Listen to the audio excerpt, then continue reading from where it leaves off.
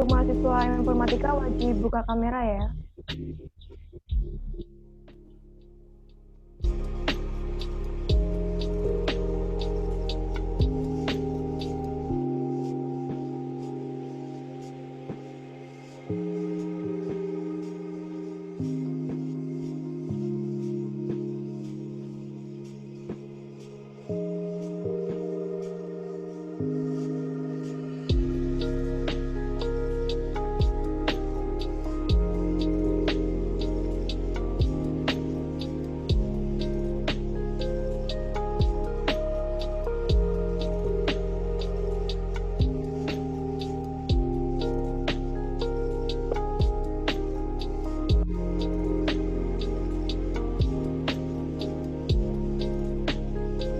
Karena ini sudah jam 8 lewat, maka acaranya akan dimulai saja. Ya. Assalamualaikum warahmatullahi wabarakatuh. Waalaikumsalam warahmatullahi wabarakatuh. Kami hormati Ketua Program Studi S1 Informatika, Bapak Dr. Andes Ahmad Fathurrahman, MKOM. Yang kami hormati narasumber diskusi online sukses kuliah informatika, Bapak Herindra Dermawan, MKOM. Yang kami hormati dosen informatika Universitas Muhammadiyah Semarang, dan teman-teman mahasiswa jurusan serta mahasiswa informatika yang kami banggakan. Pertama-tama marilah kita buka acara ini dengan membaca basmalah bersama-sama. Bismillahirrahmanirrahim. Alhamdulillah segala puji bagi Allah yang telah memberikan rahmat dan karunia-Nya sehingga kita bisa berkumpul di acara diskusi online sukses kuliah informatika dengan sehat walafiat. Tak lupa selawat serta salam selalu tercurah kepada junjungan kita, Nabi Muhammad SAW, beserta keluarga dan para sahabatnya. Sebelumnya, izinkan saya untuk membacakan susunan acara terlebih dahulu. Yang pertama yaitu pembukaan, yang kedua sambutan Ketua Panitia, yang ketiga sambutan Ketua Program Studi S1 Informatika, yang keempat adalah doa, yang kelima acara diskusi, dan yang terakhir adalah penutup. Memasuki acara pertama, tadi kita sudah membaca basmalah bersama-sama, kemudian langsung saja sambutan Ketua Panitia oleh Muhammad Farhanur Rafiansyah. Kepada Muhammad Farhanur Rafiansyah kami persilakan. Bentar, baca doa dulu. Doa, Nat. Doa dulu. Oh ya, sebelumnya pembacaan doa oleh Wanda Ayu Febriani. Kepada Saudari Wanda Ayu Febriani kami persilakan. Assalamualaikum warahmatullahi wabarakatuh. Marilah sejenak kita bersama-sama menundukkan kepala, bermunajat kepada Tuhan, agar kegiatan kita hari ini ke depannya bisa diberikan kelancaran dan berjalan dan diberkahi dan berjalan dengan lancar. Marilah kita membaca Al-Fatihah bersama-sama. Al-Fatihah. A'udzubillahi minasyaitonirrajim. Bismillahirrahmanirrahim. Alhamdulillahirabbil alamin. Ar-Rahmanirrahim. Maliki yaumiddin. Iyyaka na'budu wa iyyaka nasta'in. Ihdinas shiratal mustaqim. Shiratal ladzina an'amta 'alaihim ghairil maghdubi 'alaihim waladdallin. Amin. Bismillahirrahmanirrahim. Allahumma sholli ala Muhammad wa ala ali Muhammad. Ya Allah ya Rahman. Pada hari ini kami hendak menyelenggarakan diskusi online sukses kuliah informatika dengan memohon ridho dan izin. Berkailah semua langkah dan perbuatan kami, dan jadikanlah itu semua amal ibadah, sehingga ilmu yang kita dapat bisa bermanfaat kepada kami. Ya Allah ya Wahid, Engkau yang Maha mempersatukan. Kami mohon perkuatkanlah persatuan di antara kami. Janganlah Engkau biarkan ada perpecahan di antara kami. Kami ingin kuat dalam persatuan itu, agar lebih bermanfaat untuk agama bangsa, dan negara. Ya Allah, ya Ghafur, Engkau yang Maha Pengampun, ampunilah dosa kami, dosa orang tua kami, dosa para pemimpin kami, dosa para pahlawan kami, dan dosa para pendahulu kami. Tempatkanlah kami dalam lindungan rahmat dan ampunan-Mu. Ya Allah, bukakanlah atas kami pintu rahmat, pintu kekuatan, pintu rezeki, pintu kesehatan, serta pintu keselamatan. Karena Engkaulah yang Maha Pengasih dan Maha Penyayang. Ya Allah, kami berlindung kepadamu dari keraguan-keraguan hati dan duka cita, serta kami berlindung kepadamu dari sifat lemah dan malas. Ya Allah, curahkanlah kesabaran atas kami, dan teguhkanlah pendirian kami terhadap cobaan dan kebenaran. Ya Allah, berikanlah semua ilmu yang kami dapat selama kegiatan ini, sehingga kami dapat mengamalkan setelah acara ini selesai.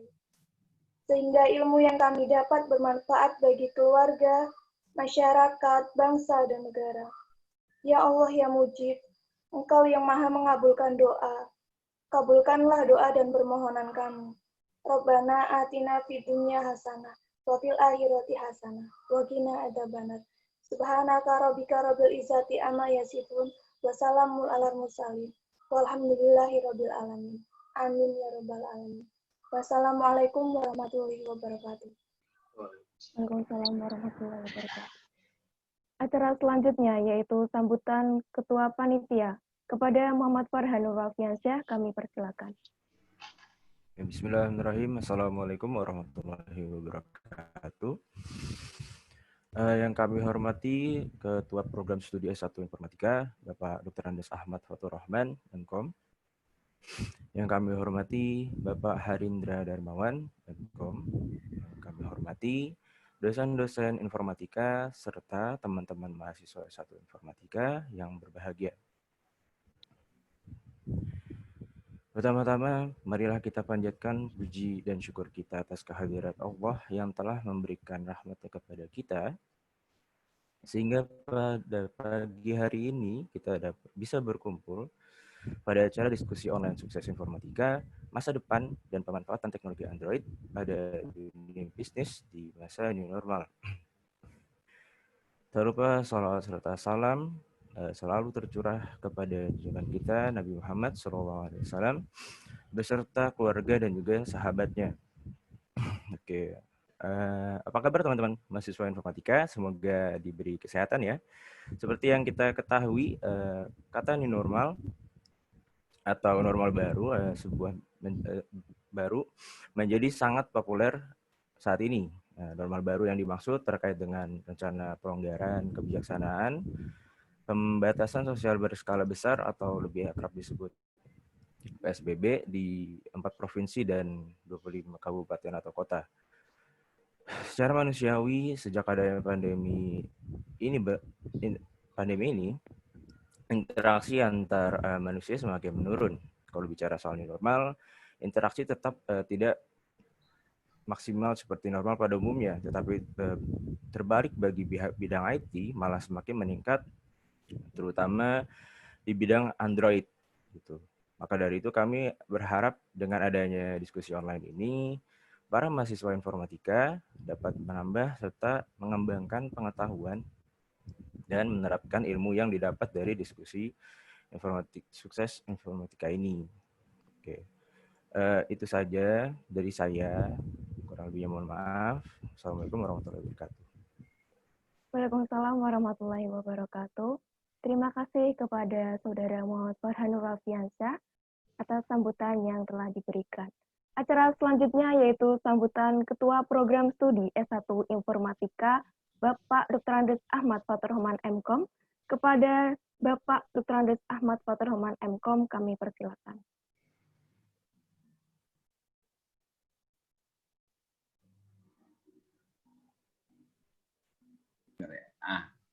Terima kasih waktunya moderator Nadira ya. Assalamualaikum warahmatullahi wabarakatuh. Waalaikumsalam. Assalamualaikum warahmatullahi wabarakatuh. Alhamdulillah wa syukrulillah ala nikmatillah. La haula wa la quwata illa billah. Asyhadu an la ilaha illallah wahdahu la syarikalah. Wa asyhadu anna Muhammadan abduhu wa rasuluhu la nabiyya ba'dah. Allahumma sholli ala Muhammad rasulillah wa ala alihi wa sahbihi wa wala ba'd. Rabbi shrah li sadri wa yassir li amri wa hlul 'uqdatam min lisan yafqahu qawli ya fatah. Yang saya hormati, saya banggakan Bapak Herindra Darmawan, MKOM. Luar biasa, terima kasih Pak Hendra. Pak Harindra, ya maaf sudah mau hadir pada forum diskusi kami ini. Beliaunya di Surabaya nggih Pak Harindra? Nggih Pak, Surabaya. Surabaya ya, beliaunya dari Surabaya ini luar biasa, terima kasih.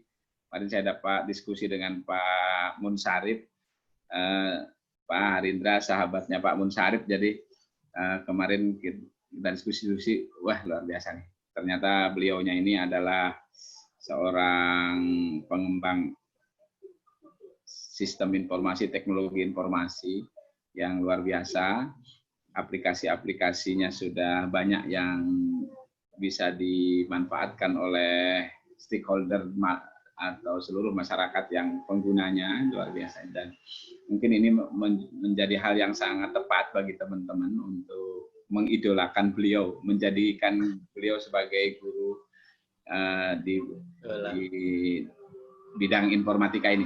Terima kasih Pak Ridra atas kesediaannya untuk diskusi, dan mungkin nanti bisa ditularkan berbagai ilmunya, pengalamannya, sehingga teman-teman adik-adik mahasiswa menjadi lebih termotivasi untuk terus mengembangkan bidang ilmu informatika ini. Adik Ketua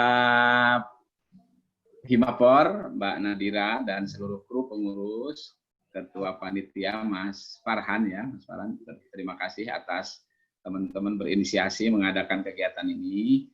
Saya sangat bangga kepada teman-teman mahasiswa ini yang sangat aktif untuk terus memanfaatkan waktu di kesibukan, udah mulai sibuk kuliah 2 pekan ini, tapi juga memanfaatkan untuk terus memanfaatkan waktu untuk lebih mengembangkan segala ilmu pengetahuan dan pengalaman teman-teman mahasiswa, sehingga sesuai dengan target kita untuk menjadi sarjana informatika yang tentunya yang berkarakter dan kredibel dan memiliki daya saing tinggi di masyarakat, bisa segera teratasi, terselesaikan dengan tepat, gitu ya, tepat waktu tentunya. Baik Pak Harindra dan teman-teman mahasiswa, ini kalau saya sampaikan bahwa mungkin kita alami dengan adanya pandemi COVID-19 ini, seluruh masyarakat di dunia ini menjadi sangat tergantung dengan sebuah perangkat teknologi informasi ini, dengan bidang ilmu informatika sebagai dasar utama aplikasi teknologi ini bisa berkembang. Itu menjadi kesadaran masyarakat untuk memanfaatkan teknologi informasi menjadi sangat tinggi dan sangat tergantung. Oleh karena itu ini menjadi tantangan bagi teman-teman informatika untuk terus berupaya mengembangkan dan memenuhi seluruh kebutuhan masyarakat di era new normal ini, tadi kata Mas Farhan, ya. Jadi new normal sekarang ini kalau saya sampaikan adalah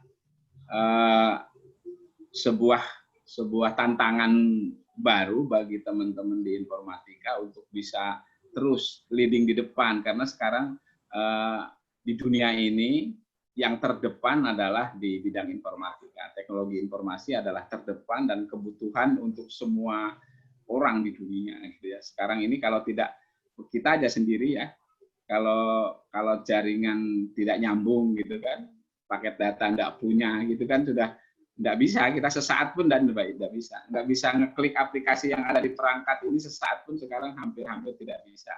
Sedang tertidur pun perangkat yang kita miliki ini pasti disanding kita, gitu. Tersentak tengah malam pun kita terbangun, gitu. Itu yang kita pegang adalah perangkat yang ada di dekat kita, gitu. Itu adalah bidang kita ya, bidang informatika yang senantiasa menjadi tantangan yang terus perlu kita upayakan sehingga kita lebih profesional untuk bisa mengemban amanah dunia ini. Kalau saya amanah dunia sekarang ada di bidang informatika, di bidang kita semuanya. Oleh karena itu ini menjadi tantangan baru bagi teman-teman yang sekarang sedang belajar informatika di Unimus untuk terus berupaya meningkatkan profesionalitas diri, keilmuan yang sedang dipelajari dengan sungguh-sungguh. Semua bidang ilmu yang sedang dipelajari sesuai dengan target-target kurikulum yang dikurikulumkan oleh program studi kita ikuti. Di samping itu juga perkembangan di masyarakat kita ikuti. Jadi kegiatan-kegiatan diskusi ini menjadi sebuah hal yang saya sangat apresiasi pada teman-teman HIMA yang berupaya untuk terus mengikuti perkembangan, menambah informasi dari luar, di samping ilmu-ilmu yang sedang kita pelajari di kampus. Itu mungkin dari saya, selamat berdiskusi, teruskan kreativitas teman-teman di bidang ini, terus kita kembangkan terus.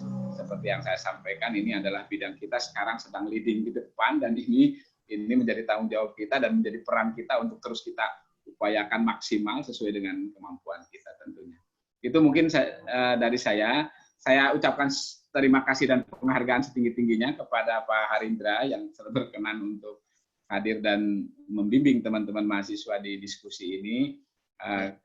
Dan juga kami mohon tidak hanya saat ini, jadi mungkin nanti ke depan kerjasama ini akan kita kepengen terus dijalankan, karena networking kita untuk mengembangkan bidang ilmu kita ini perlu dukungan dari segala pihak, terlebih-lebih yang sudah leading duluan, yang sudah memiliki pengalaman dan sudah berkiprah di dunia teknologi dan aplikasi yang sudah dibutuhkan oleh masyarakat. Demikian Pak Harindra dan teman-teman HIMA, selamat berdiskusi. Sekali lagi saya sampaikan penghargaan setinggi-tingginya kepada teman-teman HIMA dan terutama Ketua Panitia dan seluruh kru yang bisa menyelenggarakan kegiatan ini. Dari fakultas, dari program studi mungkin mohon maaf, mungkin hanya dukungan juga dari secara finansial tidak terlalu tinggi, tapi teman-teman ini sekarang secara kreatif bisa menyelenggarakan kegiatan seperti ini. Demikian, billahi fi sabilil haq fastabiqul khairat. Selamat berdiskusi, sukses semuanya. Assalamualaikum warahmatullahi wabarakatuh. Waalaikumsalam warahmatullahi wabarakatuh. Terima kasih kepada Bapak Dr. Andes Ahmad Faturrahman MKom yang telah menyampaikan sambutannya. Acara selanjutnya yaitu memasuki acara diskusi. Ya, Assalamualaikum warahmatullahi wabarakatuh. Apa kabar? Sebelumnya saya ucapkan terima kasih kepada mahasiswa informatika yang telah hadir dalam acara yang diselenggarakan oleh HIMA4 Unimus, Himpunan Mahasiswa Informatika Universitas Muhammadiyah Semarang. Dan tentunya ada hal yang menarik di sini, karena hari ini kita akan belajar bagaimana menjadi seorang yang sukses ketika belajar di informatika. Namun sebelumnya, izinkan saya perkenalkan diri terlebih dahulu. Perkenalkan, nama saya Nadira Nur Salima yang akan memandu diskusi pada hari ini. Dan pada kesempatan kali ini, sebelumnya saya ingin tes dulu nih semangat teman-teman. Gimana nih? Apakah sudah siap apa belum? Nah, ketika saya bilang diskusi online sukses kuliah informatika 2020, nanti jawabannya adalah yes, saya akan sukses. Siap? Siap nggak nih teman-teman? Coba dibuka dulu mic-nya, kita tes bareng-bareng nih. Siap. Siap. Siap ya, harus semangat. Oke, saya tes juga. Diskusi online sukses kuliah informatika 2020. Siap. Sukses. Yes, saya akan sukses. Sukses. Masih 30% nih, harus tambah semangat lagi nih. Kita akan naikkan menjadi 100%. Nanti kalau nggak semangat diulang terus ya, harus sampai semangat semua dong, oke? Oke, saya ulangi lagi. Diskusi online sukses kuliah informatika 2020. Yes, saya akan sukses. Siap. Ya, mantap, luar biasa. Oke teman-teman, pada hari ini kita akan belajar langsung mengenai masa depan dan pemanfaatan teknologi Android pada dunia bisnis di masa new normal. Pada kali ini kita akan belajar apa sih bagaimana manfaatan teknologi Android ini, kemudian apa saja peluang yang dapat dilakukan, juga tantangan, sehingga kita tidak salah dalam memilih jalan. Dan di acara yang keren ini sudah ada narasumber kita yang super keren. Beliau adalah Bapak Herindra Darmawan. Halo Pak Herindra. Halo. Halo Pak, apa kabar Pak? Alhamdulillah, baik Mbak. Nah, Pak Herindra ini merupakan seorang programmer dan juga seorang desainer. Pengalamannya mulai dari aplikasi dan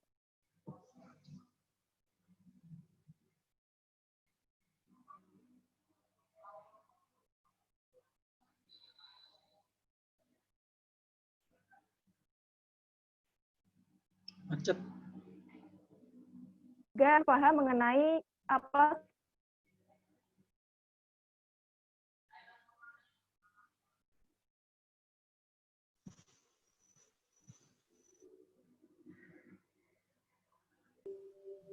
Mbak Nadira mungkin mikrofonnya, Mas Farhan bisa sinyalnya. Ini.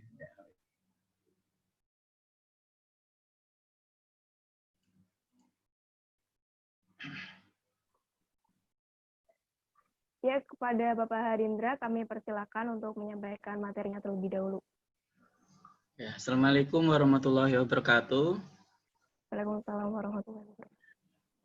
Yang saya hormati Bapak Ahmad Fatur Rahman. Ya.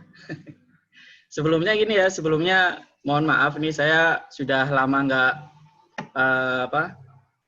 nggak bicara di hadapan mahasiswa karena rata-rata semenjak saya nggak jadi dosen lagi per 2015, tahun 2015 itu kebanyakan audien saya itu kebanyakan orang-orang UMKM ya, dan bapak-bapak dosen biasanya. Jadi nanti kalau diskusi kita dibuat santai aja ya, jangan terlalu ini ya, serius-serius aja ya. Mohon maaf sebelumnya buat Pak Ahmad. Kalau kita ini nyantai-nyantai aja dulu gitu. Oke. Ini kan audionya kebanyakan mahasiswa baru Pak ya? Mbak Nadira ini kebanyakan mahasiswa baru ya Mbak? Iya, mahasiswa baru karena Informatika Unimus baru 2 tahun ini Pak. Jadi baru 2 angkatan. Oh iya. Baru semua, jadi relatif baru semua. Ya kemarin saya ditelepon sama Pak Munsarip. Biasanya saya panggilnya Pak Gonet, Pak. Pak Gonet. Pak Monet. Pak Gonet. Jadi dimintain tolong gitu. Katanya, wis aja Pak Herindra aja lah yang ini yang jadi penyampai. Karena kebetulan Pak Gonet ini termasuk murid saya, Pak. Jadi saya itu buka kelas, kemudian murid pertama saya kebetulan ya Pak Gonet itu yang memaksa untuk kelas saya untuk dibuka gitu. Kelas online gitu. Ya. Sebelumnya terima kasih buat adik-adik Hima 4. Adik-adik Hima sudah mau mengundang saya dan terutama untuk Pak Ahmad. Mudah-mudahan ini bisa jadi awal silaturahmi kita biar bisa kehubung terus gitu ya. Oke, jadi karena ini sebenarnya saya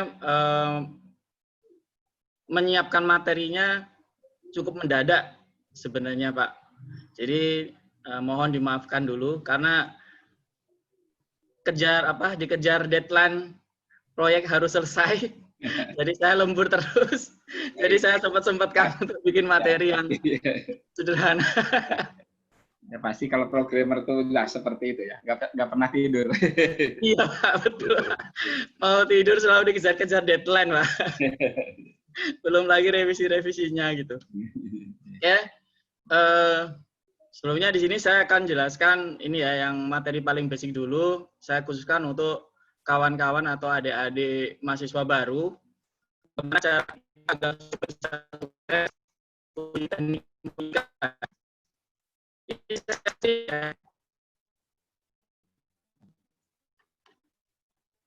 Terselin dulu. Mungkin materinya nggak lupa ya. Jadi kita nanti lebih ke diskusi aja apa yang bisa dimanfaatkan nanti ke depannya dengan memanfaatkan ini masa normal.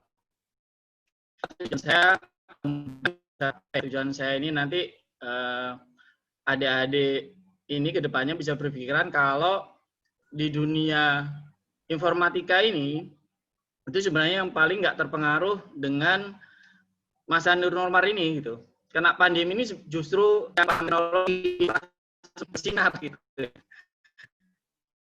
Jadi setelah kena ada corona ini, proyek-proyek semakin banyak sekali gitu dan banyak sekali yang saya tolak karena kapasitasnya nggak memadai, agaknya cuman sedikit gitu ya. Nah ini dari sini saya bisa melihat peluang, ini peluangannya sangat bagus sekali gitu. Oke, punya saya share screen dulu ke materinya.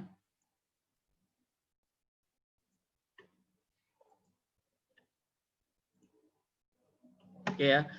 Di sini saya akan mencoba jelaskan masa depan dan pemanfaatkan teknologi Android pada dunia bisnis di masa new normal. Ya. Sebenarnya perkenalkan dulu, nama saya Harinda Darmawan. Biasa kawan-kawan itu kalau di dunia online mungkin ada salah satu mahasiswa di sini yang berprofesi sebagai internet marketer gitu ya.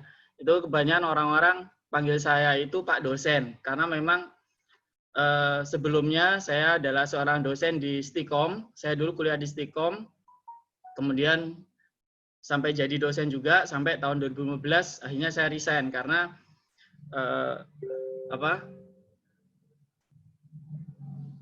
terkendala ini ya, gimana ngomongnya? Karena proyek-proyek banyak gitu ya. Kemudian lebih banyak duit di proyek. Iya maksudnya Pak gitu. Jadi sedangkan saya dulu tuh mengajar kan, kalau dosen kan mesti kan kita selalu disibukkan dengan penyiapan materi, modul, belum lagi ke labnya gitu ya, dari pagi sampai malam. Akhirnya karena saya hobi banget dan cinta banget dengan dunia pemrograman, sehingga saya hasrat saya untuk menciptakan sebuah karya jadi terhambat gitu. Jadi akhirnya saya resign di tahun 2015 dan mengembangkan kelas saya sendiri, yaitu kelas digital Dukur.id yang tadi siswa pertamanya itu adalah Pak Gonet tadi atau Pak Munsyarif. Tuh, dan nanti akan saya jelaskan apa yang bisa kita ambil di dari dunia IT ini di masa normal ini. Oke, sebelumnya di sini saya tujukan ke mahasiswa baru ya, yang baru mulai kuliah, yang belum paham banget dengan teknologi IT atau teknologi komputer.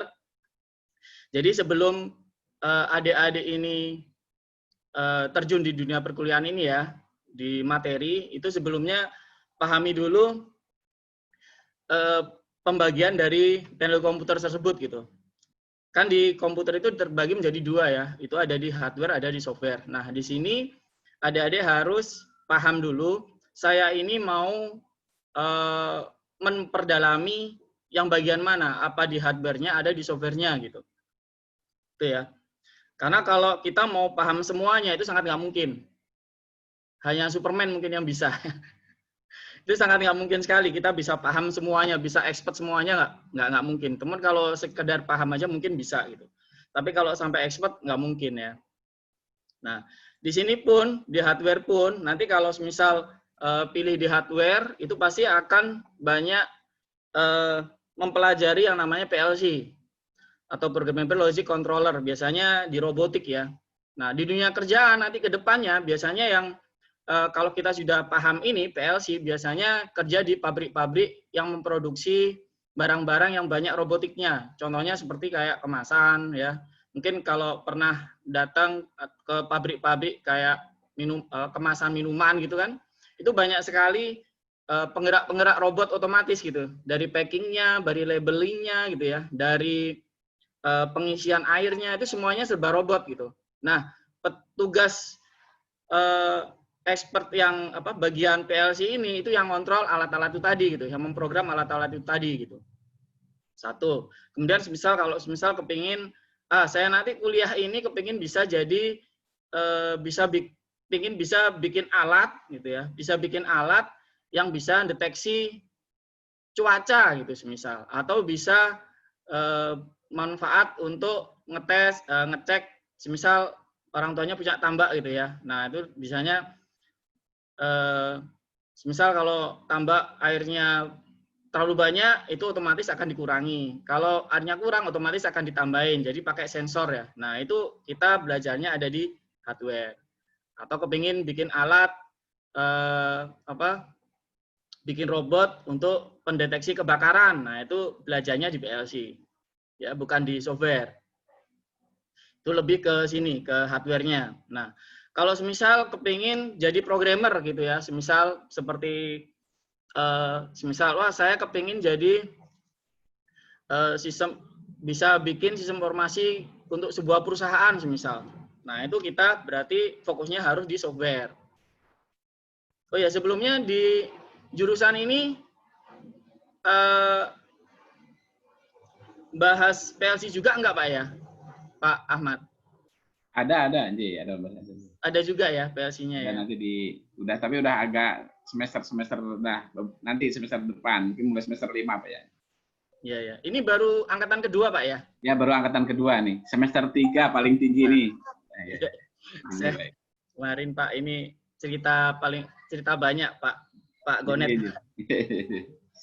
Kemudian di sini ya, saya lanjutkan di software. Di software ini pun terbagi menjadi 3, yaitu desktop software, web, dan mobile apps. Nah, desktop software itu seperti apa? Misal, kalau adik-adik ini nanti kuliah kepingin bisa bikin software seperti image processing ya, seperti Photoshop misal. Dan tentunya kalau bikin software kayak Photoshop kan pasti ini ya, nggak cukup kalau satu orang gitu. Pokoknya intinya software yang untuk mengelola, semisal gini, ada apotik bikin software. Nah, itu biasanya base-nya adalah desktop software. Atau misal Anda tahu software kasir, nah itu arahnya ke desktop software. Kemudian ke web, misal Anda kepingin bikin website sendiri gitu ya, bikin website yang bagus atau bisa bikin website untuk perusahaan-perusahaan. Nah, itu di sini ya, di software. Kemudian di mobile apps. Mobile apps ini misal kalau Anda kepingin bikin game, ya, kepingin bikin game, atau kepingin bikin aplikasi, itu arahnya di mobile apps. Ini ada iOS dan ada Android. Nah, di sini berdasarkan pengalaman saya, yang paling mudah kan gini ya, orang mau kuliah itu biasanya kan ada dua tujuan. Yang pertama, kebanyakan sebagian besar kuliah itu nanti kepingin jadi karyawan atau pingin jadi pengusaha kan gitu. Kebanyakan adik-adik atau mahasiswa saya dulu, kalau saya tanyain itu kuliah kepinginnya itu bisa dapat pekerjaan gitu. Nah, untuk saat ini mindset itu harus dihapuskan, ya. Jadi jangan kuliah kepingin jadi karyawan, jangan hanya itu aja. Tapi adik-adik ini kuliah mindsetnya harus dibangun untuk menggali skill ya, untuk menggali skill. Jadi bukan hanya sekedar untuk cari pekerjaan. Karena gini, kan banyak karyawan, kalau semisal di PLC aja, semisal udah kerja di perusahaan kemasan semisal. Kemudian ada pengurangan karyawan, kemudian dipecat lah istilahnya. Kemudian dari situ kan dia nggak punya skill. Bisanya cuma kerja mengontrol alat itu. Nah, akhirnya nanti kalau sudah nggak kerja lagi, dia akan bingung mau ngapain gitu. Dan itu banyak terjadi saat ini ya. Oke, saya lanjutkan dulu aja lah, biar nggak melebar kemana-mana dulu. Oke, nah di desktop software ini yang perlu dipahami atau yang perlu dipelajari nanti itu biasanya ada di Oracle, itu pemrograman database biasanya, ada di Visual Basic, Delphi, dan Java. Nah, saran saya dari awal itu benar-benar adik-adik ini coba ya kalau mampu itu dipelajari di Java-nya. Karena Java ini dia bisa kemana-mana ya. Jadi untuk di aplikasi Android itu pun juga base-nya di Java. Desktop juga bisa pakai Java gitu ya. Nah, cuman kalau yang mau mudah, misal pengen bikin software kasir atau software manajemen di sebuah pabrik gitu, biasanya paling mudah menggunakan Visual Basic. Tuh. Kemudian website. Nah, di website ini kalau dulu zaman saya belum ada CMS ya, orang yang bisa bikin website itu dipandang orang-orang yang hebat gitu ya. Wah, keren, bisa bikin website gitu ya. Nah, sekarang dengan adanya CMS gitu, orang-orang jadi dimanjakan, gampang sekali bikin website gitu. Kalau dulu saya waktu zaman kuliah itu sudah mencari uang ya dengan jasa membuatkan website. Itu satu website itu plus hostingnya itu saya bisa dapat harga sekitar 1,5 sampai 2 juta. Kalau sekarang 200.000 itu udah plus hosting plus websitenya. Gara-gara ada CMS gitu. Jadi apa namanya? Jadi turun gitu nilainya. Cuman kalau kita benar-benar paham PHP itu kita bisa bikin website yang nggak bisa dilakukan dengan CMS seperti WordPress dan yang lainnya, gitu ya. Nah, di sini kalau misal adik-adik kepingin, nanti aku kepingin jadi fokus di online-nya gitu ya. Nah, itu dalami yang namanya pemrograman PHP. Nah, soalnya gini, ibarat kalau kita nyetir nih ya, ibarat PHP ini adalah sebuah truk ya. Jadi kayak nyetir truk, kan nggak semua orang bisa. Nah, dikala kita sudah bisa nyetir truk, kemudian dikasih mobil bagus, kan jatuhnya jadi enak, kan gitu. Biasanya nyetir truk, kemudian nyetir Mercy semisal. Nah, itu rasanya kan beda ya. Sama seperti kalau kita di pemrograman seperti itu. Java misal ya, Java ini adalah pemrograman tingkatnya yang paling rumit ya, dengan OOP-nya, Object Oriented Programming. Teman, kalau Anda semuanya, adik-adik ini memahami Java, itu pasti akan bisa arah ke semuanya. Bisa Java, kemudian belajar PHP. Rasanya kayak kecil sekali gitu, gampang banget gitu. Ya. Kalau Anda belajar langsung di PHP, kemudian di Java-nya, biasanya susah. Karena nanti Java bisa ke semuanya. Nah, oke. Maksud saya di sini kalau arahnya mau ke website, dalamilah atau fokus ke pemrograman PHP. Oke. Nah, belajar sekarang tuh gampang, nggak perlu nunggu perkuliahan ya, nggak perlu nunggu ada materi di kuliah. Ya, adik-adik cukup ya buku banyak, apalagi sekarang ya di Mbah Google itu sudah macam-macam ilmunya. Ya, di YouTube itu sudah mau belajar PHP semuanya ada dan banyak sekali komunitas-komunitas yang mempelajari PHP di sini. Oke. Kemudian kalau di mobile apps, nah di sini yang perlu dipelajari juga, yang perlu diperdalami, salah satunya adalah Java lagi ya. Nah, karena Java ini core-nya program ya, core-nya program. Kemudian di sini ada Java, ada C#, ada JavaScript, ada HTML5. Nah, kalau adik-adik itu tahu di Facebook itu ada game ya. Kalau kepengen bikin game seperti yang ada di Facebook itu, atau kita bisa bikin game yang bisa diupload di Facebook. Nah, itu kita mainnya di HTML5. Nah, editornya, ini ada editor untuk bikin aplikasinya, itu ada di Android Studio.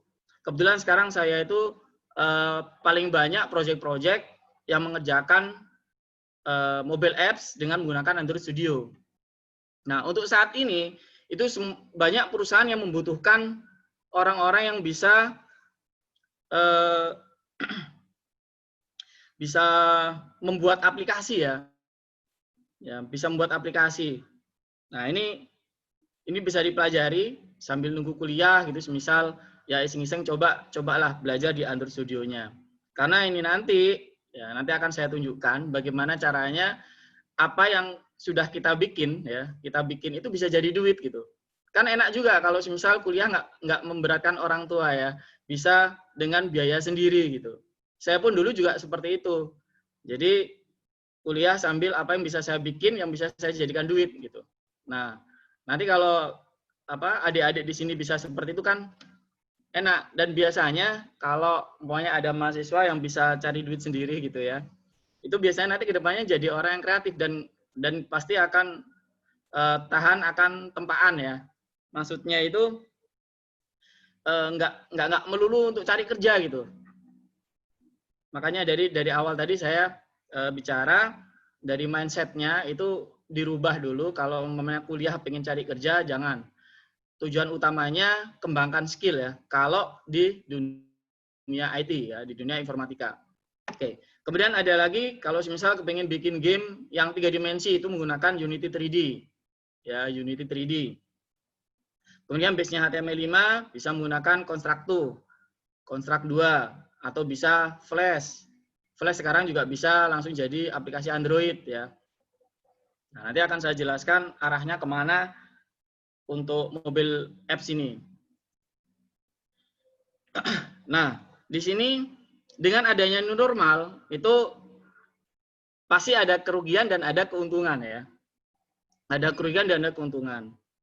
Nah, salah satu kerugiannya adalah terbatasnya lapangan kerja. Ini yang saya ngenes lihatnya ya. Kemarin itu di daerah saya ini ada sebuah mall yang mengeluarkan atau mengurangi karyawan sebanyak ribuan karena dia bangkrut. Ya. Setelah itu kan ngenes ya lihatnya ya. Karena makanya kalau kita lihat ke depan nanti, nah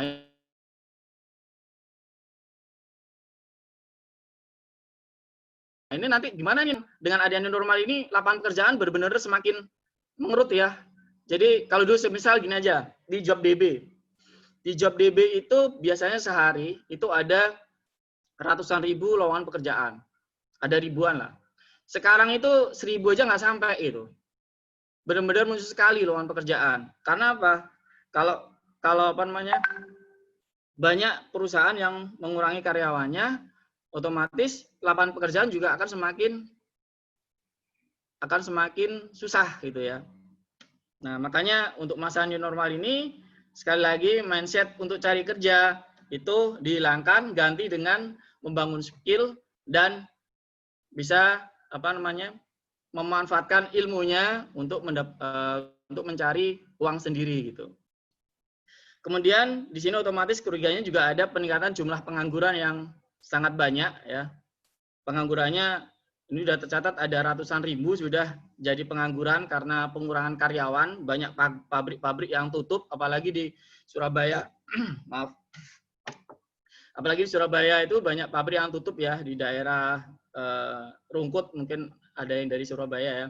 Daerah Rungkut itu banyak sekali pabrik yang tutup dan ada ribuan karyawan yang dikeluarkan. Dan kebanyakan dari mereka setelah keluar, mereka bingung mau ngapain nih setelah keluar. Karena apa? Bisanya mereka juga cuma kerja di pabrik gitu, nggak bisa ngapa-ngapain dan dia nggak punya skill. Beda kalau misal adik-adik di sini punya skill, karena kerja di pabrik karena ada skill, itu ya. Kemudian nggak kerja di pabrik lagi, semisal, kan masih bisa cari uang lagi dengan skill yang kita punya gitu. Kemudian banyak bisnis yang bangkrut termasuk travel ini ya. Yang travel ini yang terutama travel umroh dan haji. Ini kemarin banyak sekali kawan-kawan saya yang mendirikan travel umroh dan haji itu banyak yang bangkrut, termasuk artis apa itu. Nah, itu dengan banyaknya bisnis-bisnis yang bangkrut ini, itu otomatis akan membatasi jumlah lapangan pekerjaan. Jadi kalau kawan-kawan ini nanti masih ngotot, misalnya aku pengen dapat pekerjaan gitu. Setelah kuliah, pasti saingannya semakin berat. Kenapa? Kalau kita lulus kuliah, fresh graduate ya, berarti kan hitungannya fresh graduate nih, kalau lulus kuliah nih. Kemudian kita ngelamar pekerjaan. Kemudian saingannya adalah orang-orang yang sudah punya pengalaman kerja. Pasti kita kalah gitu.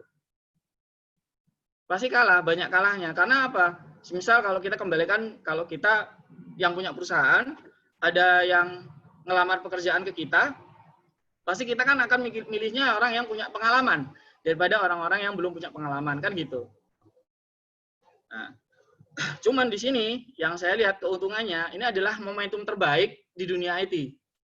Ya, ini momentum terbaik sebenarnya. Jadi langkah adik-adik di sini mengambil jurusan informatika itu adalah langkah yang sudah sangat tepat sekali. Ya, sangat tepat sekali langkahnya. Karena ini ke depan teknologi informasi itu akan bersinar. Ya, semua sudah dipaksa untuk terjun di dunia IT sekarang. Contohnya, anak saya aja ya, yang baru SD gitu. Sekarang mau nggak mau harus belajar minimal sekolahnya kan pakai Zoom seperti ini. Mau nggak mau kan dia harus paham internet ya. Kemudian mau nggak mau pasti akan melek IT lagi gitu. Kemudian banyak sekali orang-orang atau ibu-ibu ya yang galau karena nggak bisa keluar kan ada PSBB segala macam, keluar takut nanti kena virus corona gitu ya. Akhirnya jualan. Nah, dari jualan-jualan ini berarti kalau kita bisa melihat peluangnya, ini peluangnya sangat bagus nih, gitu ya. Peluang sangat bagus, bagaimana saya bisa membuat sesuatu yang bisa manfaat buat mereka, gitu. Dan pasti nggak akan habis. Nanti akan saya tunjukkan apa keuntungannya dan enaknya kita di dunia IT, gitu. Sebenarnya saya ini kalau dilihat untuk masa sekarang ini, saya sebenarnya iri dengan adik-adik semuanya di sini. Kenapa iri?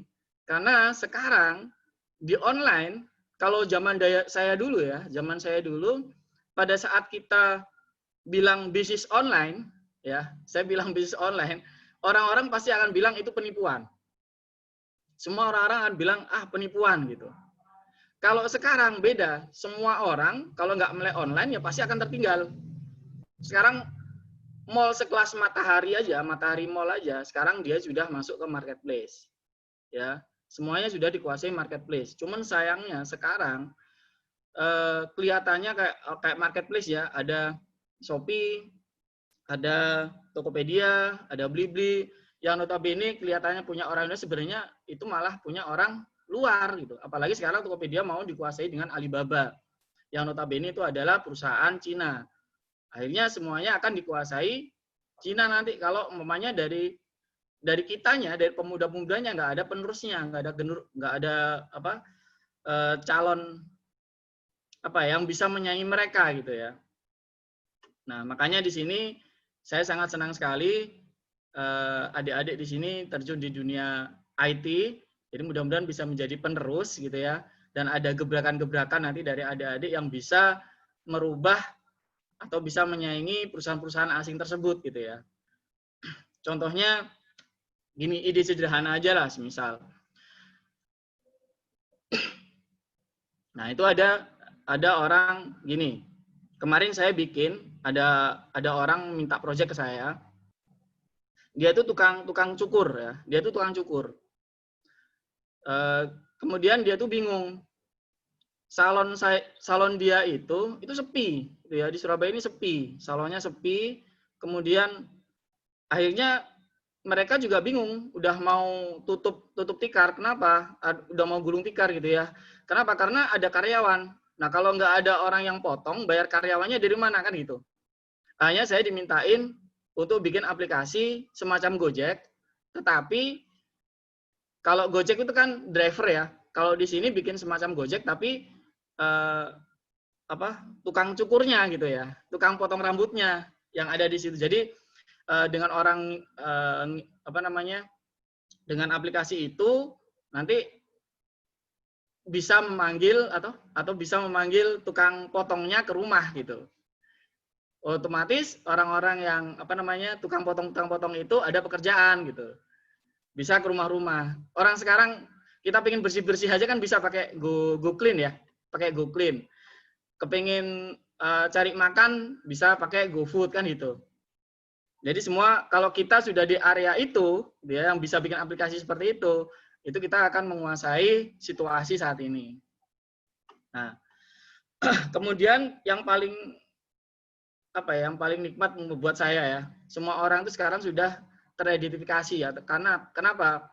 Kalau dulu zaman saya mau mengirim surat cinta, mau ngirim surat cinta, itu saya butuh nama dan alamat. Kirim surat, dikirim, wah nunggu balasannya tuh lama tuh. Kalau sekarang tinggal buka WA, ya kan? bisa video call, bisa tinggal ketik, langsung saat itu bisa terima jawaban, diterima atau tidak kan gitu. Kalau sekarang gitu ya. Jadi ini adalah sebuah apa ya? Jadi identifikasi orang itu sudah digantikan dengan nomor HP. Jadi kalau kita mau hubungin orang itu, nomor HP-mu apa gitu ya? Nomor HP-mu berapa? Minta nomor HP-nya udah cukup gitu. Kalau sekarang, kalau dulu saya nggak bisa, harus ada nama dan alamat gitu. Kalau sekarang harus cukup nomor HP selesai. Kalau umpamanya dia nggak ngasih nomor HP, bisa tanya ke temennya kan gitu. Gampang sekali kalau sekarang gitu. Nah, hal-hal yang seperti inilah yang bisa kita jadikan sebuah momentum atau sebuah peluang gitu ya. Ini kita bisa mengarah ke sana, otomatis ini bisa apa ya, arah-arahnya bisa jadi membantu mereka, juga bisa membantu kita dalam hal finansial gitu. Tuh. Udah berapa menit ini tadi? Ya. Karena saya biasanya ini gini ya. Saya biasanya itu kalau apa namanya? Kalau menyampaikan materi itu lebih suka ada komunikasinya sebenarnya. Kalau seperti ini tuh biasanya apa namanya? Kayak ngomong sendiri. Gak apa-apa ya? Oke. Ya, enggak apa-apa. Bapak ini didengerin semua kok. Ya. Pak Gonep juga gabung kayaknya, Pak. Oh iya, Pak Gonep. Alhamdulillah. Sudah lama saya nggak ke Pak Gonep ini. Oke ya. Nah, seperti itu. Sekarang saya tunjukkan ini ya. Oh iya, sebentar. Saya mau sampaikan. Untuk saat ini ya, untuk ke depan prediksi saya, saran saya nih ya, kalau boleh kasih saran ke adik-adik semuanya, dalami yang ini. Dua ini. Web dan mobile apps. Ini yang paling banyak dibutuhkan orang untuk ke depannya. Ya, dalami ini. Kenapa? Contohnya web. Web app gitu ya. Kebanyakan perusahaan-perusahaan sekarang sudah nggak menggunakan desktop software lagi. Kenapa? Karena dia cakupan untuk linknya terbatas. Kalau menggunakan web, gitu ya, menggunakan web, base-nya PHP atau base-nya banyak sekali framework-framework yang lain, itu katakanlah saya punya perusahaan ya, kemudian sistem manajemennya itu base-nya web. Otomatis apa? Saya bisa membuka kemana-mana. Di mana-mana asal ada koneksi internet, saya bisa buka reportnya. Kalau masih berupa desktop software, orang harus datang ke kantor untuk lihat report. Kalau dengan menggunakan web, itu orang tinggal asal ada koneksi, orang bisa bisa lihat report perusahaan dimanapun gitu. Makanya sekarang semua sudah pada beralih ke base-nya web. Ya, pelajari di web ini, penting sekali. Oke. Jadi kalau awal kuliah ini karena pas kuliah tujuannya kan pasti juga ke ujung-ujungnya itu agar bisa supaya hidupnya nanti ke depan setelah lulus itu ada pekerjaan. Kalau nggak ada pekerjaan ya bisa cari duit sendiri. Enaknya apa di teknologi informasi ini kita nggak akan bisa nggak akan bisa dikalahkan dengan situasi kok seperti ini, normal seperti ini. Ya, tergantung kitanya mau kreatif atau enggak gitu aja sebenarnya. Kalau kita mau kreatif, mau membuat sesuatu karya, itu apapun yang kita bikin itu bisa jadi duit. Nanti akan saya tunjukkan tempat-tempatnya gitu ya. Contohnya di web ya. Web, software web ini sekarang kan ada WordPress ya, semuanya pakai WordPress rata-rata. Nah, itu kita bisa bikin plugin-nya. Plugin bisa dijual gitu. Nah, kemarin saya bikin kawan saya yang sekarang saya fokusnya di mobile apps ya. Itu mungkin kawan-kawan ada Magic Order ya. Magic Order itu kawan saya yang bikin, dia ada sebuah plugin website yang membantu orang-orang toko online ya. Jadi semua pelanggan bisa bikin form mudah di situ. Nah, modal dalam satu aplikasi itu saja itu sudah laku sekitar 2000-an gitu ya. Laku 2000. Nah, sedangkan satu lisensi aja harganya sekitar 800.000. Sudah berapa dia dapat? Hanya modal satu website, satu plugin, dia sudah bisa beli rumah gitu. Dan ini nggak akan bisa kita dapatkan di pabrik, kerja di pabrik. Tuh ya, kalau di pabrik kan gaji pasti tuh. Nggak bisa naik-naik lagi gitu. Naik kalau ada prestasi segala macam. Nah, enaknya kalau kita sudah bisa fokus mendalami teknologi IT ini kita bisa mengatur atau mengontrol penghasilan kita sendiri gitu. Makanya saya ulangi terus gitu ya. Pokoknya mindset agar supaya dapat kerjaan, bisa bekerja di perusahaan apa-apa, dihilangkan dulu, ganti fokus utamanya adalah mengelola skill.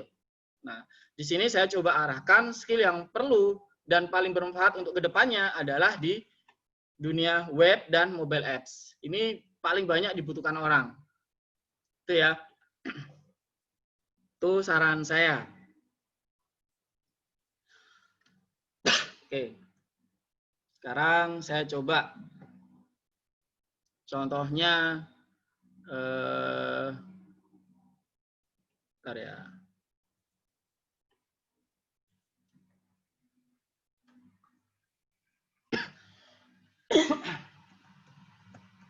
Nah, ini salah satu contoh. Nah, salah satu contoh sebuah software. Ini teman saya juga yang bikin. Software ini base-nya adalah menggunakan C# bikinnya. Menggunakan C# ya. Kan ada Java, ada C#. Pakai Java pun juga bisa membuat program seperti ini. Nah, enaknya kalau Anda sudah paham, sudah bisa bikin software seperti ini, bisa jadi produk kreator, pasti mindset atau ingin jadi karyawan itu pasti akan hilang. Kenapa? Karena duitnya enak di sini. Ibaratnya gini, kita ongkang-ongkang pun dapat duit gitu. Itu ya. Nah, di sini sebenarnya dia hanya sebuah software ya. Sebuah software yang, ini saya bukan promo ya, tunjukkan contoh aja, atau saya juga nggak dapat apa-apa dari mereka. Jadi di sini, itu dia hanya bikin sebuah software yang bisa mengirimkan pesan, atau ibaratnya nyepam ya, nyepam WA secara bersama-sama. Jadi misal ada 10 nomor WA, nge-send ke banyak nomor secara real time dan bersama-sama, itu menggunakan software ini. Ini sudah dipakai sudah sekitar 5.000-an sales gitu ya. Sedangkan harganya pun, harganya berapa ini sekarang? Ya, dengan harga, jadi kita hitung-hitungan aja. Nah, dengan harga sekian gini. Nah, dari sini itu kan sudah bisa dilihat gitu. Laku 1.000 aja udah berapa gitu. Padahal dia bikinnya cuma sekali. Ya, contoh seperti saya juga. Saya kalau punya saya sendiri itu saya bikin ini. Nah, maksud saya di sini adalah kalau umpamanya adik-adik ini mau bisa seperti ini, yang perlu dipelajari adalah tadi pemrograman Java ya, utamanya Java dan C#. Nah, bikin software seperti ini. Di sini saya bikin sebuah software untuk membantu orang-orang yang mengelola banyak akun Facebook. Jadi dia bisa mengelola sedikit Facebook, misal ada dia punya ratusan akun Facebook. Nah, itu bisa dikelola dengan software ini gitu. Nah, kan sebenarnya fungsinya simple. Bikinnya cukup sekali tapi duitnya berkali-kali gitu. Nah, kalau adik-adik di sini bisa bikin jadi produk kreator seperti ini, pokoknya intinya bisa membantu orang-orang yang bergelut di dunia online. Nah, itu nanti akan jadi duit. Soalnya kalau kita udah seperti ini ya, kita ongkang-ongkang pun pasti ada aja yang beli gitu. Enaknya di software tuh gini, kenapa saya beruntung sekali gitu ya, beruntung sekali memilih jalan yang tepat di dunia IT, itu seperti ini. Kita bandingkan aja ya. Contohnya di Fiblas ini, saya kan bikin seperti ini. Ada 1.000 orang yang beli, itu saya seneng. Dan bisa dilakukan. Karena apa? Saya nggak memproduksi lagi. Saya tinggal aktifkan lisensi, selesai. Tinggal pencet tombol, selesai. Jadi proses produksinya kan tinggal pencet tombol aja kalau ada orang beli. Oh iya, ini beli, diaktifkan, selesai. Nah, coba bandingkan kalau semisal bisnis offline atau misal bisnis kaos misal. Saya juga dulu di bisnis kaos juga, itu kerasa banget. Kalau sehari ada yang pesan 1.000, udah pasti pusing. Antara senang dan pusing. Senangnya dapat duit gitu ya. Pusingnya, ini produksinya gimana ini sehari 1.000 kan gitu. Belum nyablonnya, belum jahitnya segala macam gitu ya. Dan prosesnya lama, panjang. Nah, kekuatan kita di dunia IT ini, ya ini tadi, biaya produksi kita nggak banyak. Kalau kita untuk produksi software ini kita cuma butuh apa? Cuma butuh kita sendiri dan butuh komputer. Udah itu aja kan. Nah, kalau kita produksi misal kaos, kita ada tukang jahitnya, tukang potong, tukang sablon, masih banyak gitu kebutuhannya. Itu contohnya kalau kaos. Kalau sepatu, ya. Kalau makanan, ya, misal sehari kita punya restoran, digeruduk 1.000 orang datang tuh restoran, bread gitu. Nah, pusing kan melayaninya gitu. Contohnya seperti itu. Nah, kalau semuanya kita dengan software seperti ini, ada berapapun orang yang order, itu kita bisa melayani dengan baik. Karena apa? Langsung nyampe ke pembeli gitu. Itu ya. Nah, ini dari sisi software. Nah, kalau dari sisi Android, monetizing Android, jadi semisal ya, semisal adik-adik di sini mau oke, saya mau mendalami Android Studio agar bisa menjadi bikin aplikasi. Nah, aplikasi yang saya bikin itu, karena sudah bikin ya aplikasi ini. Nah, agar aplikasi ini ya, enaknya itu apa? Di Android ini, setiap bagian, setiap modul, itu bisa jadi uang. Karena saya bikinnya gini ya, andai kan saya jadi adik-adik itu ya, saya akan fokus ke situ, kemudian, ya itu tadi, kalau bisa kuliah itu dengan biaya sendiri, karena saya dulu juga seperti itu ya. Kan enak dengan biaya sendiri, malah bisa membantu orang tua gitu. Nah, itu malah jauh lebih bagus.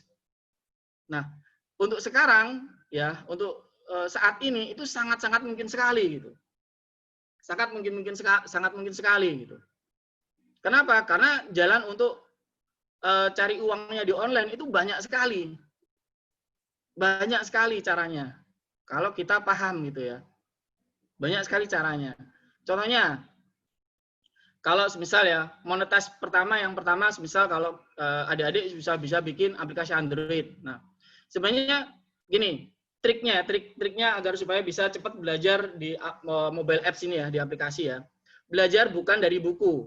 Maksudnya bukan belajar dari awal. Misal dari bikin form, bikin ininya, bikin kelas-kelasnya. Pokoknya benar-benar dari dasar, bukan seperti cara belajarnya. Tapi cara belajarnya adalah ATM ya, dengan cara ATM, bukan ATP. Ada yang paham ATM itu apa? Amati, tiru, modifikasi. Kalau ATP? Nggak tahu. Jadi ya, kita cara belajarnya adalah ATM ya, bukan ATP. ATM itu amati, tiru, modifikasi. Kalau ATP, amati, tiru, plek. Jadi cuma nyontoh, nggak ngerubah apapun, plek udah gitu. Nah, sebenarnya gini, kuliah di informatika itu bisa dibuat mudah, bisa dibuat susah. Tinggal tujuan kita dari awal apa. Kalau kita jadi tujuannya hanya agar supaya dapat ijazah, nah itu pasti kita ke depan nggak akan dapat apa-apa. Karena cuma untuk dapat ijazah, dan itu gampang banget. Caranya cukup, apalagi ini cuma 2 angkatan ya. Ini saya bukan ngajarin jelek, maksudnya jangan dilakukan. Itu tinggal kenalan dengan kakak kelas. Kenal dengan kakak kelas yang dosanya sama. Kalau ini baru 2 angkatan berarti biasanya sih dosennya pasti juga sama gitu. Nah, terkadang untuk ujian-ujian dengan dosennya sama, kadang-kadang kita itu kalau bikin sesuatu tugas itu kadang-kadang sama dengan tugas-tugas yang sebelum-sebelumnya. Nah, dengan seperti itu, biasanya kalau ada tugas, apapun yang dari kakak kelas itu, misal kakak kelas ini dosennya si A gitu ya. Kita bisa lihat nanti mungkin ke depan setelah saya semester 3 atau semester 3 sama seperti kakak kelas kita kenalan itu nanti dosennya juga sama gitu. Nah, itu setiap yang dikasih tugas ya, dia dikasih tugas sama bapak dosennya, itu mintalah gitu ya, diminta tugasnya apa, mencoba-coba ya, dipelajari dulu lah. Otomatis nanti ke depannya pada saat Anda sudah semester 3 itu jadi mudah. Karena apa? Sudah punya database nih tugas-tugas dan soal-soal ujiannya bapak dosen tersebut gitu. Biasanya banyak yang sama biasanya. Ya, pada saat ujian biasanya ada yang sama, tinggal merubah dikit-dikit aja lah. Karena waktu saya jadi dosen ya kayak gitu. Kadang-kadang ya cuman dirubah dikit-dikit gitu. Nah, kalau dari awal adik-adik itu melakukan itu, saya bisa jamin nanti kuliahnya jadi mudah. Cuma itu tadi, biasanya kan tugasnya ada suruh bikin software gitu ya, ada suruh bikin aplikasi. Nah, itu pakainya harus ATM. Kita ambil tugasnya dia, dikala pada saat kita semester 3, oh ya benar, ini tugasnya sama nih. Nah, itu jangan di ATP, harus ATM. Ya, dibuka-buka codingannya, ditambahin fiturnya, pokoknya harus benar-benar paham tuh dalamannya seperti apa.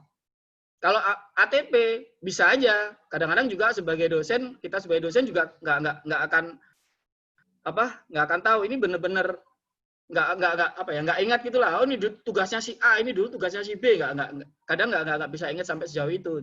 Tapi akan kelihatan sekali kalau kita sudah buka coding, gitu ya. Kalau kita sudah bisa buka coding, itu saya sebagai dosen itu bisa paham banget. Ini anak ngerjain sendiri atau enggak, ini paham banget gitu. Jadi hati-hati juga dengan cara seperti itu. Makanya harus menggunakan ATM. Kalau ATM pasti akan ketahuan. Itu ya. Nah, itu kalau dilakukan, nanti perkuliahan akan terasa sangat mudah.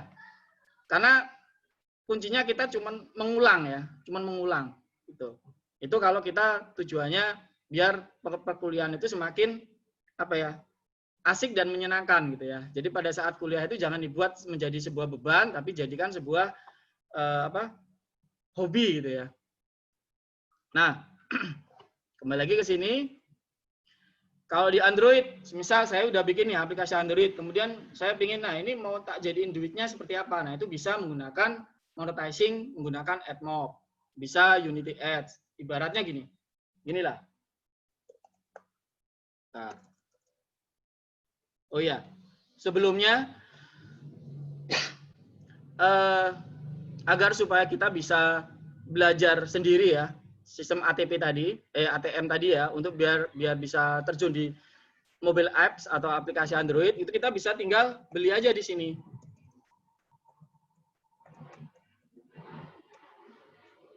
Nah, di sini semuanya ada.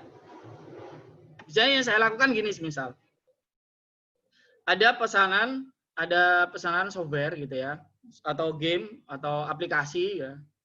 Nah, misal aplikasi ada sebuah perusahaan dia punya website ya, kemudian kepingin dibikinkan aplikasi Android-nya. Nah, kita nggak perlu bikin aplikasi itu dari awal, cukup dari sini kita beli ya di Android ini. Biasa kalau seperti kita menggunakan yang namanya WebView ya. Nah, di sini udah banyak ini source code-nya, template-nya. Kita tinggal pilih yang mana gitu. Oke, setelah itu kita bikin, ya rubah dikit-dikit, sesuaikan dengan tema perusahaan tersebut, selesai. Biasanya kalau membuatkan company profile seperti itu biasanya sekitar 1,5 sampai 2 jutaan ya. Padahal kita modal cuma $10, misal kalau mau beli yang ini kan gitu. Nah itu bisa dilakukan pada saat Anda kuliah seperti ini gitu ya. Sambil-sambilnya kerjaan iseng-iseng sambil cari duit lah gitu. Itu dilakukan. Karena apa? Dengan belajar sistem seperti ini, itu hasilnya lebih cepat ya. Jadi kita beli source code-nya, kita bongkar source code-nya, kemudian kita bisa coba-coba tambahin. Otomatis secara nggak sadar, Anda ini akan belajar codingnya juga gitu. Mau akan belajar codingnya juga. Dari situ proses belajarnya. Syukur-syukur bisa nambahin sesuatu atau fitur-fitur yang lain gitu. Tuh. Nah, misal kalau bisa bikin sendiri, misal sudah dimodifikasi gitu ya, dimodifikasi, bisa dijual lagi di sini. Misal dari sini Anda tambahin fitur apa gitu ya. Kan udah jadi source code yang beda nih. Dijual lagi di sini. Di Code Canyon selesai, nanti bisa jadi duit lagi gitu. Makanya saya bilang saat ini tuh untuk cari duit kalau mau kreatif aja itu udah banyak sekali jalannya gitu ya. Maaf ya, saya jelasinya banyak masalah duitnya karena memang saya kalau buat pembicara ya pembicaraannya ya nggak jauh dengan masalah duit gitu. Ya Pak. Pak ini mungkin materinya bisa disudahi saja. Selanjutnya masuk ke acara diskusi. Barangkali ada yang mau bertanya. Siap. Ya, tadi itu sedikit pemaparan materi dari Bapak Harindra. Keren ya. Jadi kalau bisa kuliah bayar sendiri, jangan pakai uang orang tua. Nah ini teman-teman ada yang mau bertanya nggak nih ke Pak Harindra? Gimana nih teman-teman, masih semangat apa enggak nih? Masih. Masih, coba tadi Siap. masih inget gak jargonnya gimana? Diskusi online sukses kuliah informatika 2020, jawabannya yes, saya akan sukses. Masih semangat ya? Dicoba lagi, biar semangat. Oke? Dibuka dulu mic-nya. Udah? Siap? Semangat ya nih teman-teman, udah dibuka ya mic-nya. Itu masih ada. Buka dong. Biar semangat semua, biar nggak ngantuk ya. Ya oke, coba. Diskusi online sukses kuliah informatika 2020. Siap. Yes, saya akan sukses. Saya akan sukses. Kurang semangat loh. Saya akan Ini sukses. pematerinya sudah semangat loh. Masa kalian nggak semangat? Ulangi lagi ya. Ini diulangi terus loh kalau kalian nggak semangat. Gimana nih? Ulangi lagi ya.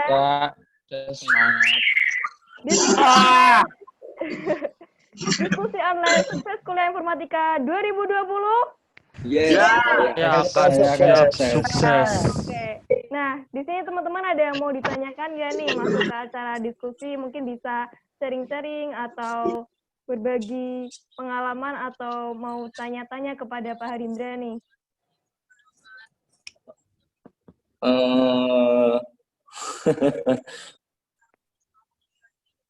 Biasa kalau sudah suruh tanya, biasanya sudah langsung diam semua biasanya. Saya tanya nggak? Saya tanya. Ya, Silakan. silakan sebutkan namanya dulu siapa ya. Nama saya siapa ya yang dimaksud ya? Ya, yang mau bertanya silakan. Saya gini ya. Dari tadi kayaknya belum menyinggung tentang persaingan di dunia IT. Terus persaingannya itu seperti apa di dunia IT itu? Oke, Oh, langsung iya. kita jawab aja ya. Iya, Pak, langsung saja. Yang pasti persaingan dunia IT itu lihat dari orangnya ya, pasti akan sangat ketat sekali karena semua orang sudah pada sadar kalau di masa era sekarang ya, itu dunia IT itu adalah apa ya, momentum terbaik ya dan bersinar gitu. Nah, di sini kalau misal kita di sini nggak punya kreativitas, karena gini, orang IT yang paham, yang bisa memanfaatkan skill IT-nya agar bisa apa ya, agar bisa jadi duit lah istilahnya ya, itu sedikit masih yang tahu gitu ya. Contohnya di sini aja gitu. Misal orang banyak sekali ya, karena saya punya karyawan banyak programmer juga. Nah, mereka pinter-pinter ya, dunia IT dia pinter-pinter, tapi mereka nggak pinter cari duit, tapi dia pinter programming gitu. Nah, ini kalau misal mereka ini punya kreativitas, punya ide, atau bisa digabungkan dengan, kalau Anda tahu internet marketing ya, digabungkan dengan dunia internet marketing, pasti persaingan itu akan dilibas gitu. Karena apa? Orang-orang IT, orang-orang programmer yang paham internet marketing itu sangat-sangat sedikit sekali. Sedangkan sekarang semua orang sudah dipaksa untuk online.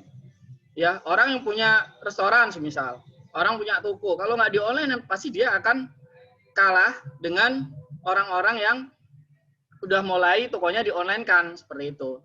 Jadi kalau kita bicara persaingan, yang pasti lihat persaingannya apa dulu. Kalau persaingannya adalah di dunia pekerjaan, saya nggak bisa ngomong gitu ya, karena di dunia pekerjaan semua orang udah banyak yang udah banyak yang dikeluarkan, tapi otomatis orang yang mau cari kerja itu juga semakin banyak. Otomatis persaingannya akan sangat ketat sekali. Nah, lupakan buat orang-orang atau adik-adik yang masih fresh graduate misal. Fresh graduate pasti akan kalah dengan orang-orang yang punya pengalaman. Pasti nanti mainnya di mana? Mainnya ada di gaji biasanya. Biasanya ya, orang yang baru fresh graduate, adik-adik baru fresh graduate itu biasanya dia pada saat melamar pekerjaan itu idealisnya itu masih tinggi. Dan saya udah kuliah, skill saya seperti ini, saya mau minta gaji sekian. Nah, biasanya kalahnya di situ. Karena apa? Karena itu banyak orang yang butuh pekerjaan gitu. Jadi kalau bicara persaingan ya, lihat persaingannya dulu gitu ya. Kalau di online persaingannya masih sangat-sangat sedikit sekali gitu. Kalau di online ya, kalau di dunia online atau umpamanya kayak tadi ini, misal saya bikin aplikasi, saya bikin tool ya buat dijual ke orang-orang. Nah itu kalau dikatakan kita sebagai produk kreator. Nah kalau produk kreator persaingannya sangat sedikit sekali di Indonesia ini. Jadi masih sangat-sangat terbuka lebar ya. Apalagi di dunia Android sangat-sangat terbuka lebar. Tuh, tapi kalau cuman sebatas ya karyawan di pabrik, ya pasti persaingannya gila-gilaan gitu. Itu Mas, siapa tadi? Mas Ahmad ya? Oh iya, makasih Mas ya tanggapannya. Ya, itu tadi Siap, jawaban Mas. dari Pak Harindra ya. Ada yang mau bertanya lagi? Atau ada yang mau... Izin bertanya boleh? Ya, Siap, boleh, siap. silakan. Oke, terima kasih ya waktunya. Gini Pak Harindra, tadi kan sudah jelaskan berbagai skillnya ya kan.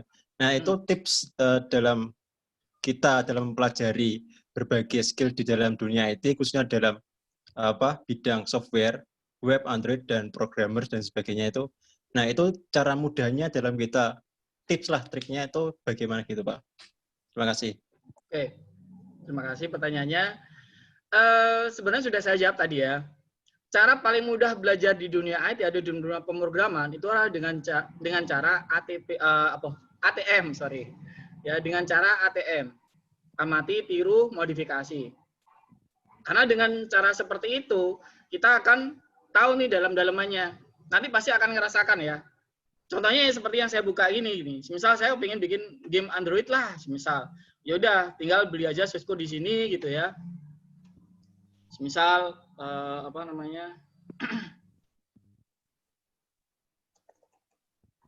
aplikasi di sini kan banyak. Nah, kita tinggal bongkar-bongkar aja di sini. Ini misal kalau kepingin bikin game, contohnya gitu ya. Nah, kalau misal kepingin bikin, di sini itu biasanya yang perlu dipelajari adalah Java biasanya ya. Karena source code-nya adalah Java. Jadi kita bisa bongkar-bongkar ini sambil dipelajari. Otomatis kita secara nggak sadar dengan belajar cara seperti ini, kita tuh cepet lah, naik levelnya tuh lebih cepat gitu. Pahamannya lebih cepat karena ini yang saya lakukan. Tuh, itu kalau di dunia game. Kalau misal kepingin yang lebih bagus lagi, itu ada di nah, kalau di sini itu kebanyakan itu adalah menggunakan Unity 3D editornya. Nah, seperti ini. Ini lumayan loh. Saya juga jualan di sini. Ya. Caranya gampang. Saya beli di sini ya, katakanlah ini saya beli nih. Marble Zuma ini saya beli nih. Kemudian saya modif nih sambil saya pelajari kan gitu. Dari situ saya kan dapat ilmu nih, ya kan. Grafiknya sudah saya rubah-rubah, kemudian saya fiturnya saya tambah sehingga jadi seolah jadi template yang baru, kemudian saya jual lagi di sini. Balik sudah modal saya. Malah berlebih-lebih gitu. Itu cara belajarnya. Jadi bongkar program yang sudah ada, dari situ kita pelajari gitu. Ikuti cara belajar orang Jepang. Orang Jepang itu cara belajarnya dari belakang ke depan. Gitu ya. Kalau sebagian orang, kebanyakan umumnya itu belajarnya adalah dari awal ke belakang. Kalau seperti itu, skillnya dari tingkat skill pasti akan pelan. Gitu ya. Karena memang dari basic, dari bikin form dulu, gitu ya. Dari bikin kalau di coding biasanya bikin hello world dulu gitu ya. Ya kalau seperti itu pasti akan lama nih. Jagonya pasti akan lama. Beda sekali kalau kita sudah ambil dari software-software yang sudah ada atau source code yang sudah ada ini kita bongkar, kita tambah-tambahin, kita modifikasi. Nah, itu secara langsung nanti kita bikin lagi seperti itu tuh udah gampang gitu. Itu cara belajarnya, Mas. Sistem ATM, amati, tiru, modifikasi. Ingat jangan ATP ya. Kalau ATP nggak akan dapat apa-apa nanti. Oke, itu Mas. Mas Ferry Reza. Ya, itu tadi jawabannya ya. Gimana Mas Ferry sudah? Apa ada yang mau ditanyakan Iya lagi? Pak, terima kasih. Tapi di dalam dunia informatika ini kan banyak sekali yang kita pelajari ya Pak. Bahasa program kan ada PHP, Java, Python dan sebagainya. Nah Android juga, web juga. Nah itu kan orang awam kan melihatnya kan kok banyak sekali yang dipelajari kayak gitu kan. Nah itu kan biasanya kan orang jadi malas belajar kayak gitu Pak. Nah supaya kita dapat lebih mendalami itu agar memotivasi kita itu bagaimana gitu Pak? Oke, sebenarnya sudah juga saya jelaskan tadi ya. Jadi gini, triknya, soalnya gini ya, kita nggak akan bakal mungkin bisa menguasai semua bahasa pemrograman gitu ya. Karena bahasa pemrograman memang nggak dipungkiri sangat banyak sekali. Kita nggak akan pernah mungkin bisa menguasai semuanya, gitu ya. Nah, langkah yang pertama adalah kita pilih dulu. pilih berdasarkan manfaat. Ya, pilih berdasarkan manfaat. Nah, seperti yang saya jelaskan tadi, ya, bagian pemrograman yang paling yang paling gampang untuk dapat duitnya, kita nanti pasti belakang-belakang kan siapa sih nggak pingin bisa kuliah dengan biaya sendiri kan gitu ya. Nah, itu dua ini di web, mobile apps. Nah, kita di sini tinggal pilih dulu. Saya mau pilih yang mana dulu, yang mau dipelajari terlebih dahulu. Jangan ujuk-ujuk dari awal saya pengen langsung belajar ini. Pecah kepala kita gitu ya. Pasti nggak akan mampu gitu. Nah, dari sini kita pilih. Katakanlah misal Mas Ferry ini, wah saya ingin terjun ke mobile apps-nya aja dulu lah gitu. Berarti Mas Ferry sudah pilih pilihan ke mobile apps kan gitu. Nah, di mobile apps ini ada pilihan lagi. Mau menguasai bahasa pemrograman yang mana dulu? Kan kita sudah tahu nih manfaatnya. Ini pasti manfaatnya lebih gampang lah untuk cari duitnya kan gitu ya. Nah, dari sini kita bisa paham, tinggal memilih di sini. Nah, di sini ada Java, ada C#, ada JavaScript, HTML, dan masih banyak lagi. Nah, di sini tinggal kita pilih lagi. Saya pingin yang mana lagi? Pingin yang pilih yang mana dulu? Nah, itu tadi, lihat dari manfaat. Kalau Java, ini manfaatnya banyak. Bisa di desktop juga, bisa di mobile aplikasi, bisa di web juga. Ini adalah core pemrograman. Makanya kalau mamanya ingin belajar dari awal, saran saya pelajarilah dulu pemrograman Java ya. Ini emang susah ya, emang rumit. Apalagi dengan teknik OOP ya. Harus belajar dengan teknik OOP, Object Oriented Programming. Kalau kita sudah paham Java, nanti belajar yang lain ini jadi mudah. Triknya itu. Dan kalau kita sudah main di mobile apps, pasti pakainya Java. Pasti itu. Itu ya. Nah, itu caranya. Jadi kita pilih berdasarkan manfaat dulu yang kita mau gitu ya. Sesuai kesukaan kita gitu. Nah, dengan cara seperti itu otomatis nanti perlahan-lahan oh saya bisa Java. Java udah sedikit expert. Nah, nanti baru jalan ke C# semisal. Kemudian jalan lagi ke yang lainnya. Seperti itu cara proses belajarnya, Mas. Saya dulu awal-awal juga seperti itu. Kenapa saya ngomong Java? Karena dari awal saya belajarnya di Java. Emang rumit sekali. Emang kesalahan saya dulu tuh gini. Kesalahan saya dulu tuh ya, saya sedikit cerita, kesalahan dulu saya itu pilih pemrograman Oracle, database. Kebetulan saya juga ngajar di pemrograman basis data, yaitu base-nya di Oracle. Nah, saya dulu lihatnya itu di dunia pekerjaan, kalau di Oracle berarti dia akan menjadi database manager ya, ibaratnya kayak mengelola database sebuah perusahaan. Nah, itu gajinya besar sekali itu kalau perusahaan yang sudah menggunakan database-nya dengan menggunakan Oracle. Itu saya terlalu idealis. Nah, setelah di situ ternyata kebanyakan perusahaan-perusahaan besar yang menggunakan database Oracle, karyawan yang dipercaya untuk pegang database-nya itu rata-rata orang luar semua. Jarang sekali orang Indonesia. Pol-pol orang Indonesia paling-paling juga jadi ya bagian input-input data segala macam gitu. Nah, itu kesalahan saya.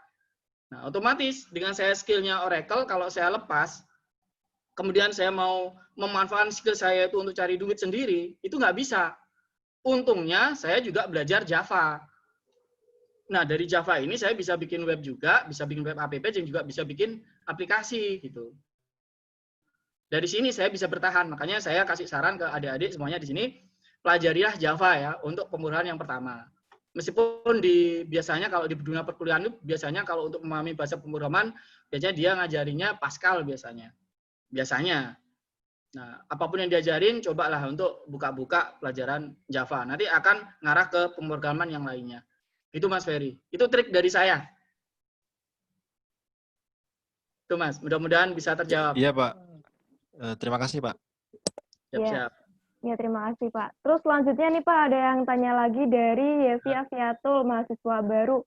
Ingin bertanya dulu basicnya dari SMA, apakah peluang untuk menguasai IT itu sama dengan teman-teman yang basicnya SMK, terutama ingin menguasai Java, gimana nih Pak?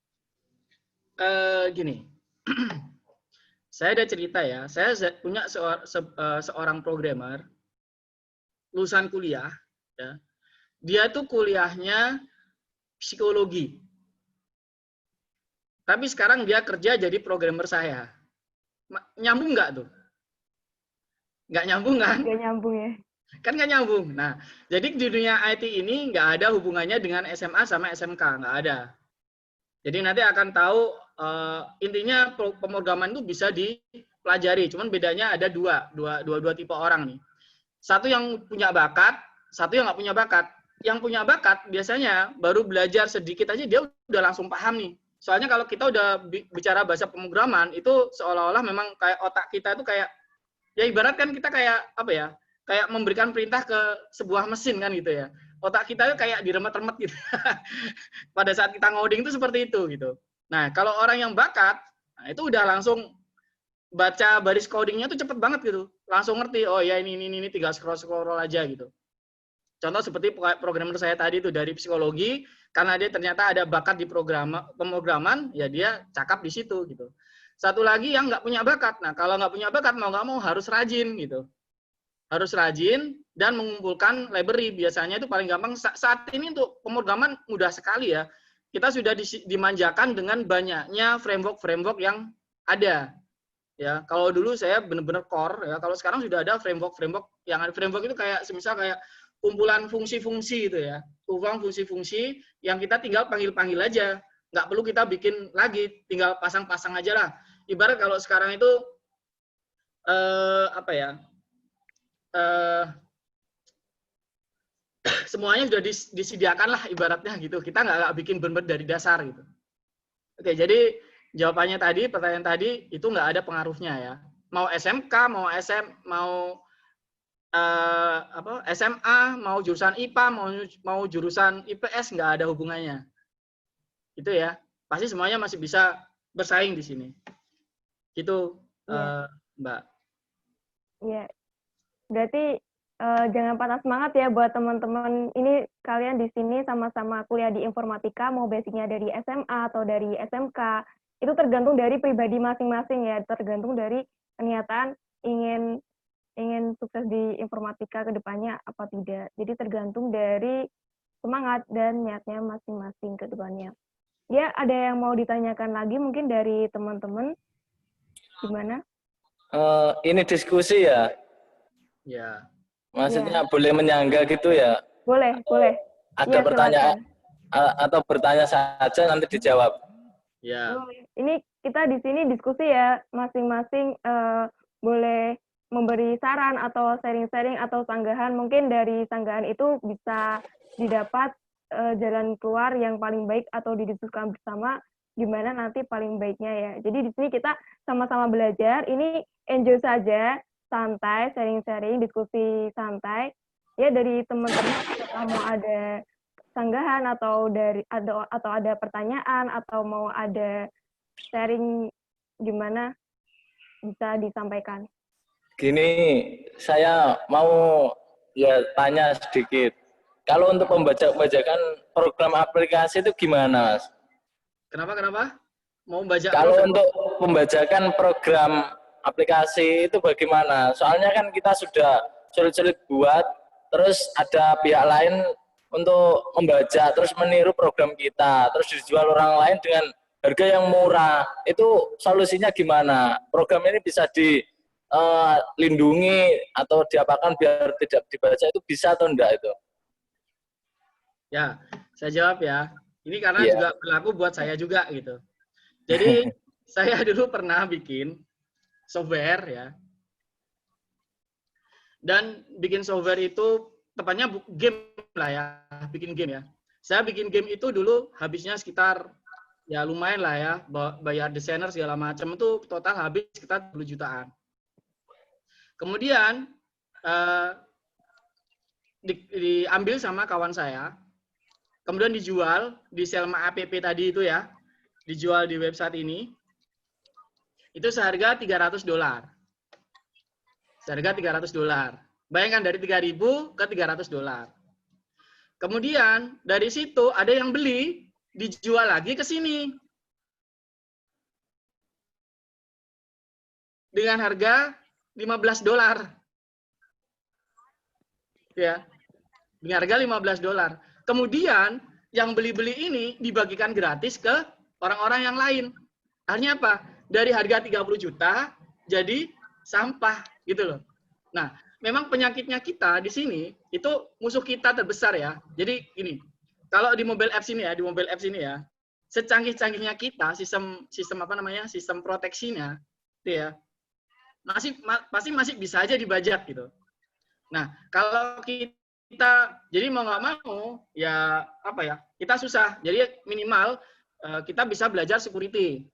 Di security kita kasih dulu source code-nya security, tapi tujuannya kalau nggak bisa dibajak sama sekali nggak mungkin. Security sebagus apapun itu masih bisa dibajak kalau masih seputar Android, itu ya. Nah, untuk solusinya biar tidak dibajak orang sama sekali, nggak ada solusinya. Pasti akan bisa dibajak orang. Solusinya ya dari kita aja lebih kreatif, itu ya. Ya sama kayak orang pencipta musik. Orang udah bikin lagu susah-susah segala macam, orang tinggal gampang aja ngerekam, kemudian dipakai sendiri gitu. Nah seperti itu. Jadi kalau di dunia IT itu paling nggak enaknya itu memang pembajakan itu yang kita nggak bisa hindari. Cuman ya itu tadi, selama kita masih kreatif, kaya akan ide, kaya akan kreativitasnya, nggak akan jadi masalah. Contohnya kayak saya ini. Iblas ini. Ini sudah ada, baru saya launching semingguan, itu sudah ada yang baca.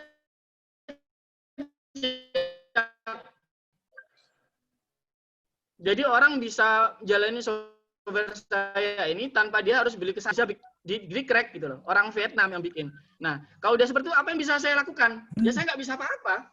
Yang bisa saya lakukan adalah ya cukup mengganti memperketat sistem lisensinya. Ya itu aja udah.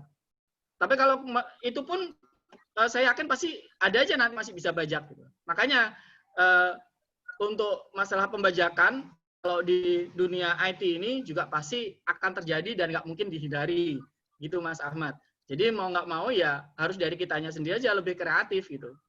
Karena kalau kita mikir yang bajak ini kita pasti akan kreativitas kita itu akan habis untuk mikirin orang-orang yang bajak ini aja. Kalau di Android kan sudah disediakan tuh ProGuard ya, ProGuard-nya itu kita bisa pakai itu agar supaya orang nggak bisa decompile aplikasi kita. Cuman secanggih apapun ya masih bisa aja, tinggal pinternya pembajaknya sendiri gitu. Jadi ya pinter-pinteran orang kalau di IT itu. Jadi kesimpulannya untuk pembajakan ya kita nggak bisa hindari. Jadi ya dari kitanya sendiri aja harus lebih kreatif dan lebih produktif. Itu Mas Ahmad. Mudah-mudahan bisa menjawab. Ya, gimana Mas Ahmad? Ya, terima kasih. Soalnya saya kan itu mempunyai latar belakang dari pengalaman ya dari handphone. Itu kan sekarang Android itu kalau HP itu kan sistemnya itu security-nya itu sudah sangat ketat. Apa itu Mas? Kalau untuk aplikasi kan harusnya seperti niru HP itu, gitu. Jadi saya tanyakan gitu. Iya, makasih jawabannya. Ya. Ada yang lain? Soalnya gini, karena kita tuh kalau maunya kita bikin aplikasi, itu kan kita menggunakan editor Android Studio ya. Nah, Android Studio kan bukan kita yang bikin. Jadi karena kita menggunakan aplikasi orang, ya suka-suka orang yang punya aplikasi itu kan gitu. Kita cuma sebagai pengguna aja sebenarnya editornya. Jadi untuk security-nya segala macam yang bikin memperketat mereka cuma menyediakan ya saat ini untuk aplikasi Android mereka cuma menyediakan yang namanya ProGuard. Nah dengan ProGuard itu semua akan dienkripsi coding-codingan kita. Tapi meskipun dikasih kayak gitu masih ada aja yang bisa bajak gitu, nggak bisa dihindari gitu. Jadi masih susah. Orang HP aja masih bisa di ini kok, masih bisa di masih bisa diupak-upak kok. Iya. Gini lagi Mas, sepelenya gini, kalau kita seandainya sudah punya aplikasi tertentu gitu, seandainya game atau apa, itu untuk upload di Play Store itu gimana Mas? Bisa dapat uang itu gimana? Oke. Caranya dapat itu? Awam banget loh saya. Ya, jadi sebenarnya gini. Makanya itu gini sebenarnya ya, yang paling banyak saya sebenarnya ya jujur aja yang paling banyak dapat duitnya itu sebenarnya saya dari dunia seperti itu. Ya, contohnya seperti ini. Nah, ini kalau kita punya aplikasi ya. Ini aplikasi saya simple aja.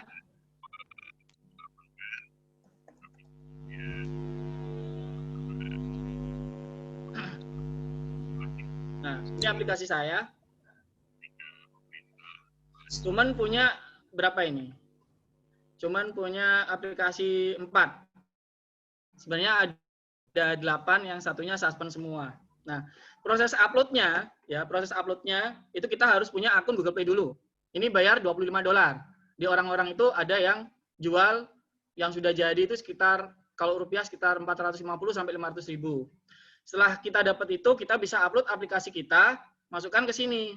Sebelum kita upload, kita monetize dulu. Yang kita mau monetize-nya itu menggunakan apa network-nya? Ada AdMob, kemudian ada Unity Ad, ada Startupia, dan ada yang lain.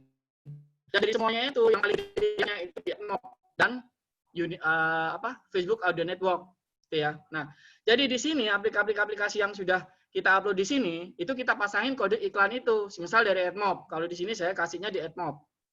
Nah, di situ kan nanti pada saat menjalankan, pernah kan jalanin aplikasi tiba-tiba ada iklan muncul kan? Ya, ada iklan muncul. Nah, iklan munculnya kadang-kadang ada banner. Banner itu kecil di bawah atau di atas. Nah, itu bentuknya banner. Kemudian ada lagi yang tipenya interstitial. Interstitial itu pada saat enak-enak main, tiba-tiba ada iklan itu muncul nutupin layar gitu, ganggu banget gitu. Kan seperti itu ya. Nah, itu iklan seperti itu ya kita dapatnya dari situ. Jadi aplikasi itu kita pasang iklan, ya, aplikasi itu kita pasang iklan, kemudian orang-orang yang download, orang-orang tadi itu otomatis aplikasi yang mereka download itu akan menunjukkan iklan yang kita pasang. Nah, dari iklan kita akan dapat uang itu. Nah, makanya di sini itu sebenarnya kan saya tuh dulu merasain, percaya nggak ya, dari aplikasi ini sederhana saya ini, kelihatannya orang nggak akan percaya gitu. Lihatnya aplikasi kayak gini tok aja gitu ya. Ini dari aplikasi ini pun saya sudah bisa dapat 1 rumah loh. Jadi dari aplikasi ini saya bisa dapat sekitar 1,3 M. Hanya aplikasi seperti ini. Bayangkan. Orang kan lihat, apaan sih ini gitu ya. Apaan sih ini? Cuman karena yang download sudah sedikit, otomatis ya earning-nya juga turun gitu. Tapi dari aplikasi ini saya bisa dapat 1,2-an gitu. Hanya dari aplikasi seperti ini. Nah, makanya saya bilang untuk dunia ini, dunia di Android ini, itu ke depan itu sangat-sangat gampang lah cari duitnya, intinya kurang lebihnya seperti itulah gitu. Jadi, makanya saya saran ke adik-adik semuanya ini dalami pengetahuan tentang mobile apps ya. Minimal itu tadi, ini aja lah dilakukan. Kemudian gini, ini juga yang mendorong saya untuk keluar dari pekerjaan saya. Ya, saya sedikit cerita ya, boleh ya? Iya Pak, silakan. Jadi gini, jadi sebelumnya saya itu tugas akhir saya dulu belum ada Android, saya itu membuat sebuah sistem informasi basisnya HP, jadi sistem MRP berbasis handphone. Jadi dari handphone itu orang bisa lihat orang lihat karyawan mana yang absen, karyawan mana yang produksinya bagus, kemudian gagal produksi ada di mana, total produksi berapa gitu, keuntungan berapa, jadi semuanya itu bisa dilihat hanya dari handphone. Itu belum ada Android, masih menggunakan J2ME dulu. Dulu mungkin masih ada Symbian ya. Mungkin adik-adik pernah nemuin handphone yang kalau buat anjing mungkin hanya langsung lari itu ya. HP kota besar. Nah, zaman itu saya dulu nemuinya. Nah, setelah ada Android ini, jadi semakin mudah. Bikinnya semakin mudah. Sangat mudah malah, gitu ya.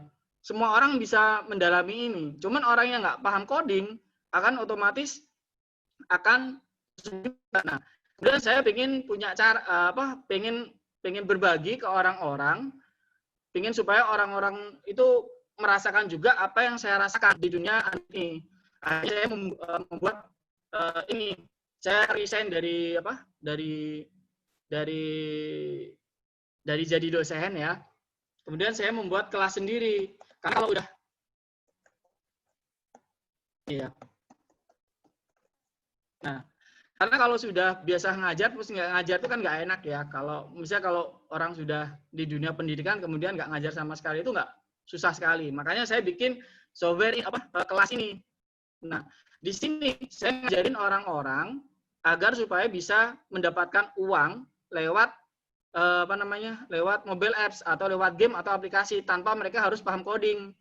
Caranya apa? Ya cukup ya saya sediakan aja template-template yang ada di sini. Soalnya kan saya bikin beli di sini kan eman kalau saya pakai sendiri biar orang-orang bisa pakai juga. Jadi saya sudah sediakan ratusan di sini. Nah, sekarang gambarannya gini maksudnya. Orang yang nggak paham coding, ya nggak paham pemrograman, nggak paham pemrograman aja, itu bisa terjun ke sini gitu loh. Apalagi Anda yang notabene sudah mengambil keputusan untuk terjun di arah teknologi informasi. Nah, otomatis kan harusnya lebih dor lagi kan gitu. Nah, makanya di sini benar-benar di Android ini benar-benar luar biasa lah. Prospeknya ke depan tuh sangat-sangat luar biasa. Gitu. Jadi kalau mau tanya langsung ya, mau lebih detail, tanya aja lewat ini ya, di sini kontak saya aja. Ini Facebook saya, ini HP saya. Nanti soalnya kalau saya jelaskan nggak akan cukup nanti waktunya. Itu ya, nanti bisa tanya-tanya lah. Saya insya Allah akan jawab semampu saya. Itu ya. Ya, untuk lebih rincinya nanti bisa ditanyakan sendiri kepada Pak Harindra ya. Terus ini Pak ada yang tanya lagi dari Muhammad Arifki, mahasiswa baru informatika. Code itu hanya kumpulan huruf angka dan simbol. Terus bagaimana itu bisa menjadi aplikasi? Yang di aplikasi itu sendiri terdapat gambar, animasi dan lain-lain. Wah, ini kalau itu sudah ngarah ke teknik ya. Jadi memang ya, sebenarnya kalau kita mau belajar ke coding, kita nggak perlu berpikir ke situ. Yang penting kita bisa menggunakan ini contohnya. Ini Android Studio ya. Kan bahasanya coding kan seperti ini bahasa coding itu. Ya, bahasa coding itu seperti ini. Oke. Ya cuman barisan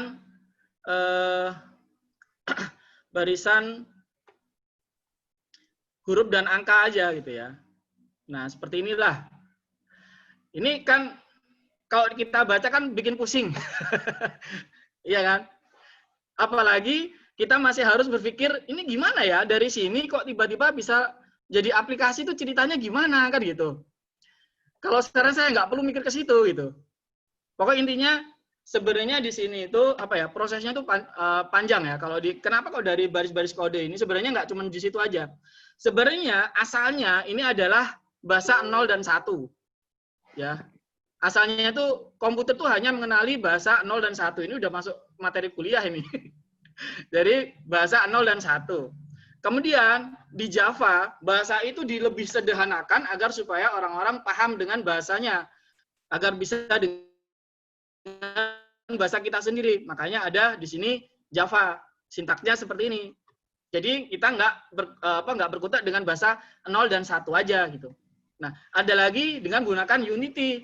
Unity itu malah lebih mudah lagi. Kita udah nggak lihat barisan coding seperti ini, kita sudah kayak kita bikin Photoshop itu loh. Ya tinggal geser-geser, ya lebih mudah lah gitu. Cuman untuk awal, saran saya adik-adik ini coba belajar Android Studio di sini. Caranya itu tadi, cari source code gitu ya, kemudian dirubah-rubah source code-nya, dipelajari. Biasanya kalau kita beli source code di sini, ini di sini itu sudah ada tutorialnya. Nah, tutorial itu aja yang kita jadikan acuan gitu. Jadi untuk tadi mbaknya itu kalau seperti itu di Google sudah banyak lah. Coba ini di Google ya. Nanti kalau saya jelaskan itu panjang sekali itu prosesnya dari 0,1 sampai jadi bahasa pemrograman sampai jadi grafik itu seperti apa. Itu panjang sekali. Dan untuk pentingnya kita di sini ya kurang inilah nggak perlu lah ya, nggak perlu ini, kalau cuma sekadar tahu cukup googling aja cukup gitu. Jadi intinya nanti Anda semua ya, adik-adik semua di sini pasti akan sering menghadapi hal seperti ini. Ya, barisan-barisan coding seperti ini. Mau nggak mau ya, suka nggak suka, disuka-sukakan.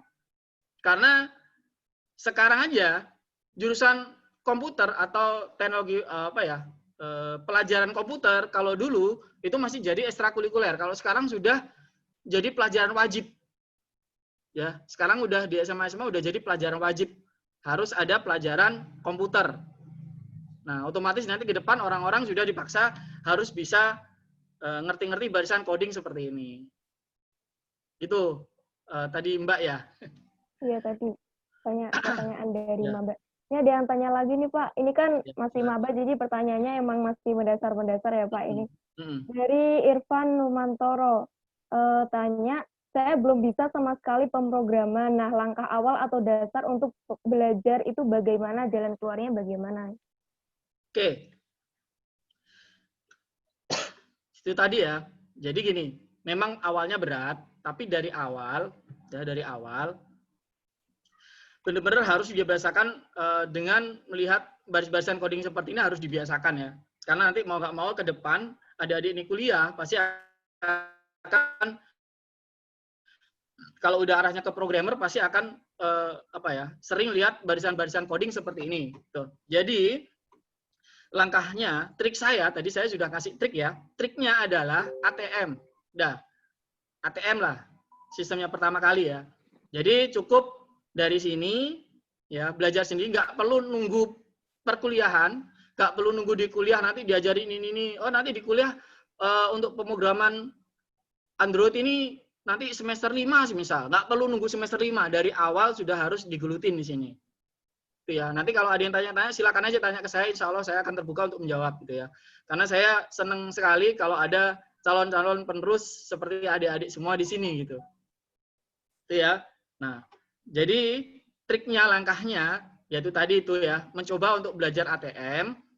Nah, cukup di Soskut gratis juga banyak, bisa gabung-gabung di grup-grup Facebook ya, grup-grup Facebook yang membahas tentang pemrograman, ada PHP, ada Android juga ada, belajar Android juga ada decoding, macam-macam lah. Aktiflah ke perkumpulan-perkumpulan seperti itu. Itu nanti akan sangat mendukung buat Anda di dunia perkuliahannya nanti untuk untuk menyelesaikan semua tugas-tugas atau menyelesaikan perkuliahan dengan waktu yang tepat. Syukur-syukur bisa berkuliah cuma 3,5 tahun dan cum laude kan gitu. Mudah-mudahan semuanya bisa lulus cum laude ya. Saya doakan. Jadi gitu, Mas, solusinya. Ya, itu tadi solusi dari Pak Hendra ya. Gimana nih teman-teman, masih ada mau saran atau pendapat atau pertanyaan yang mau disampaikan? Oh, ini ada dari Ferry Kurniawan. Oke, silakan Mbak Sari. Saya ingin bertanya, kan kalau misal kita unduh aplikasi, terus nanti kita coding, kita dirubah sedikit, nah setelah itu kita jual lagi. Kan kalau kita rubah sedikit kan masih ada kesamaan dari aplikasi sebelumnya. Apakah itu tidak terkena copyright? Oke, kalau kita jual coding, ya kalau jual coding, makanya saya bilang ATM. Sejauh mana M-nya, modifikasinya sejauh mana? Kalau semisal ya, kita udah beli ini gitu ya, kita cuma ganti title-nya aja, yaitu namanya bukan ATM tapi ATP. Nah, di sini kita jual, kalau semisal di pemrograman kan ada struktur ya, ada struktur bahasa pemrogramannya gitu ya. Kalau ini sudah nambah satu folder aja, itu sudah dianggap beda kalau di Code Canyon ini. Kalau kita jual lagi di sini, nggak ada yang namanya copyright sudah, gitu ya. Kecuali kalau ATM-nya itu katakanlah cuma 10%. Nah, pasti kena juga copyright. Jadi tergantung dari M-nya itu tadi. Jangan dirubah terlalu sedikit gitu. Rubah yang banyak. Jadi misal ini bikin aplikasi, ini ya. Ternyata nanti ngerubahnya strukturnya sama plug gitu ya. Struktur programnya sama plug, kemudian cuman ditambah fitur sharing tok semisal. Nah, itu sama aja dengar ya cuman nggak ada 10% ATM-nya gitu. Nah, kalau misal ATM sampai 30-50% aja lah, itu sudah dianggap source code yang berbeda, nggak masalah. Saya sering soalnya seperti itu, dan nggak masalah gitu ya. Soalnya Android ini kan open source ya. yang namanya open source itu semua orang bisa menggunakan gitu. Nggak masalah. Yang nggak boleh itu ya ATP itu tadi, kita ambil, kita cuma ganti dikit-dikit, kita gunakan lagi, terus ya cuman rubah-rubah apanya gitu, kemudian kita jual lagi, itu kena copyright. Pasti. Cuman jarang lah masih. Soalnya copyright itu yang bisa nuntut copyright di sini itu hanya yang punya source code aslinya, ya, yang bisa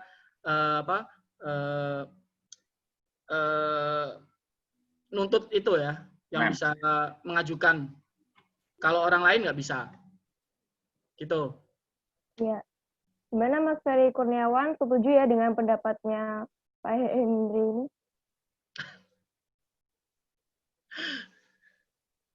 Setuju ya. Gimana teman-teman, ada yang mau menyampaikan pendapatnya atau bertanya lagi?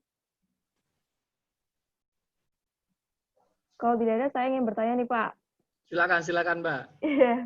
Kan tadi amati, tiru, dan modifikasi ya Pak. Nah, kita lihat juga pada zaman sekarang itu untuk dari anak SMA itu bahkan sudah melek teknologi. Nah, ketika semua orang melek teknologi dan kita sendiri yang belajar di teknologi, harusnya bisa lebih gitu Pak. Jadi dalam artian di sini artinya untuk kedepannya persaingan itu akan semakin lebih ketat gitu Pak. Nah, ada nggak sih Pak tips lain amati, tiru, modifikasi, atau hanya itu saja yang kita lakukan untuk kita bisa mengambil celah dari persaingan yang ketat tersebut gitu? Kuncinya cuma satu Mbak. Selain ATM dan satu lagi yang paling penting, kreativitas. Itu yang paling penting. Nah, semakin kita kreatif, otomatis soalnya gini, persaingan memang ketat. Nah, persaingan kan awalnya terlalu banyak orang yang ke situ gitu kan. Ya ibarat pasar itu sudah penjualnya udah terlalu banyak lah. Ya kalau kita analogikan sebuah pasar, katakanlah kita jualan sepatu. Awal di sebuah pasar itu cuma kita tok yang jual. Ternyata di sebelahnya banyak sekali gitu ya yang jualan sepatu. Karena persaingan semakin ketat otomatis kan. Nah di sini kita harus ada faktor pembeda, yaitu kreativitas. Nah, semisal di toko itu dibuat seperti apa, gitu, semisal ada hingar-bingarnya, semisal ada faktor kliknya gitu ya, kayak dikasih lampu kelap-kelip apa gitu kan, karena ada faktor pembeda yang mendorong orang untuk untuk masuk ke toko kita. Begitu juga dengan persaingan di dunia IT ini, kunci utama adalah kreativitas. Kreativitas itu tanpa batas, nggak ada batasnya. Jadi semakin kita kreatif, semakin kita bisa bersaing dengan pesaing-pesaing lainnya. Itu aja kalau di IT itu kuncinya di kreativitas. Itu Mbak Nadira. Oh ya. Ya itu tadi jawaban dari Pak Harindra ya. Jadi teman-teman, ini sudah jam 9:56. Masih ada yang mau bertanya atau tidak? Kalau tidak, ini penutupan ya. Ini ada terakhir nih Pak, dari Arvido Ramadhani. Mau bertanya, dari tadi kan bahas merubah coding aplikasi. Di sini saya tanya lalu, bagaimana caranya merubah coding ya? Kalau merubah coding sudah ke teknis ya, Mbak. Jadi kayak apa ya?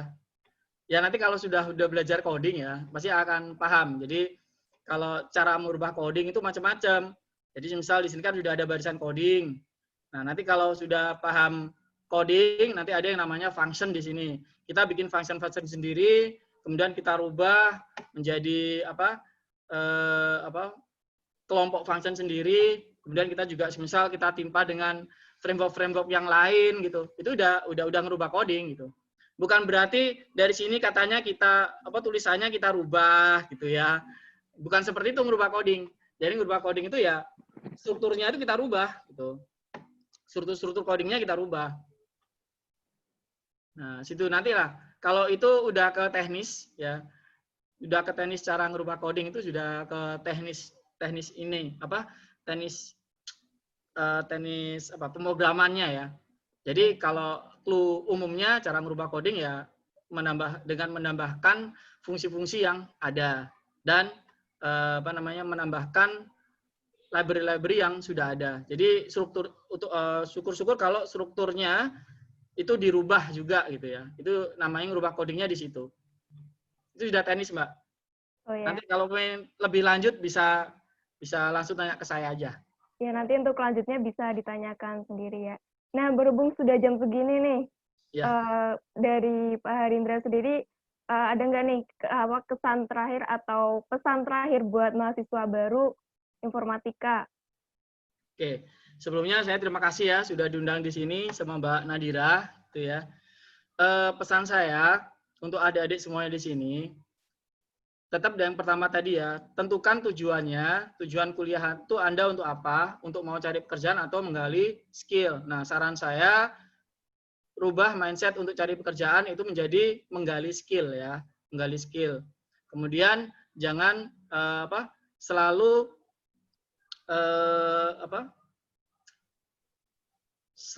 dorong kreativitas Anda, karena di dunia IT ini kreativitas adalah nomor 1. Tuh.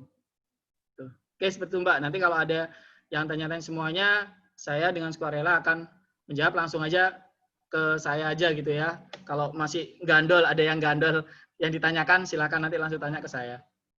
Ya. Itu sih pesannya, Mbak. Terima kasih kepada Pak Harindra Dermawan yang telah menyempatkan waktunya untuk bisa hadir di sini dan memberikan ilmu yang bermanfaat tentunya bagi kita semua. Seperti tadi dari Pak Harindra menekankan kita untuk selalu amati, tiru modifikasi, dan jangan lupa satu lagi, kreativitas. Tumbuhkan kreativitas dari diri kita masing-masing sehingga kita mampu bersaing ketika kita terjun di lapangan. Dan itu tadi acara kita yang sangat menarik, semoga bisa bermanfaat bagi kita semua. Marilah kita akhiri acara ini dengan sebelum ditutup barangkali ada Pak Munsarif tuh bisa kenal dengan beliaunya. Pak Mun, halo. Iya, halo Pak Munsarif. Nanti biar sebentar mungkin sebelum. Oh iya, bisa Pak. Ada di Zoom-nya sih ya. Monggo Pak Mun. Sebentar, saya lagi ada acara. Kangen-kangenan dengan. Oh, iya. Sebelumnya saya ucapkan kepada terima kasih, itu suhu saya itu Mas Harindra itu. Jadi yang pertama saya ucap terima kasih. Yang kedua kepada para mahasiswa, tadi sudah dijelaskan bagaimana clue-cluenya di dunia IT. Jadi intinya kuasai skill, itu tadi yang saya tangkap. Dan Mas Harindra ini memang dia sudah pengalaman untuk di bidang wirausaha ya. Jadi wirausaha khususnya di bidang IT. Jadi nanti dari yang sedikit ini mungkin nanti ke depan bisa lebih dikembangkan kerjasamanya kalau memang dibutuhkan. Saya kira perlu pendalaman sehingga nanti harapan saya ini gak terputus sampai di sini gitu. Sehingga nanti dari Unimus ini akan melahirkan orang-orang yang bukan hanya melamar pekerjaan, tapi yang menciptakan lapangan pekerjaan. Amin. Saya kira itu, karena saya dengan Mas Harindra ini sudah lama ini ketemu. Dia besar soalnya. Mantap. Ini saya juga terima kasih sekali Pak Harindra. Ini mungkin waktu kita di berapa jam ini, 2 jam. Ini kan kalau buat coding aplikasi dapat berapa tuh? Dapat berapa aplikasi? Nanti ditaruh di marketplace-nya dapat berapa M lagi gitu ya. Ini juga terima kasih sekali. Ini teman-teman mahasiswa ini bisa terus termotivasi nih ya. Terima kasih, ini teman-teman mahasiswa bisa termotivasi untuk setidak-tidaknya jadi idola teman-teman mahasiswa Unimus nih Pak Harindra. Terima kasih sekali Pak Harindra. Ya. Sama-sama Pak, terima kasih sudah mengundang saya Pak Ahmad. Ya, seperti itu ya. Terima kasih kepada Pak Harindra, terima kasih kepada Pak Fatur, Pak Munsarif, juga dosen-dosen lainnya. Dan terima kasih juga kepada teman-teman yang telah antusias mengikuti acara ini. Marilah kita tutup acara ini dengan membaca hamdalah bersama-sama. Alhamdulillah. Ya, semoga acara pada hari ini bermanfaat dan memotivasi bagi kita semua untuk terus belajar dan semangat di informatika. Ya, saya Nadina Salimah, kurang lebihnya mohon dimaafkan. Wassalamualaikum warahmatullahi wabarakatuh. Waalaikumsalam warahmatullahi wabarakatuh. Waalaikumsalam warahmatullahi wabarakatuh.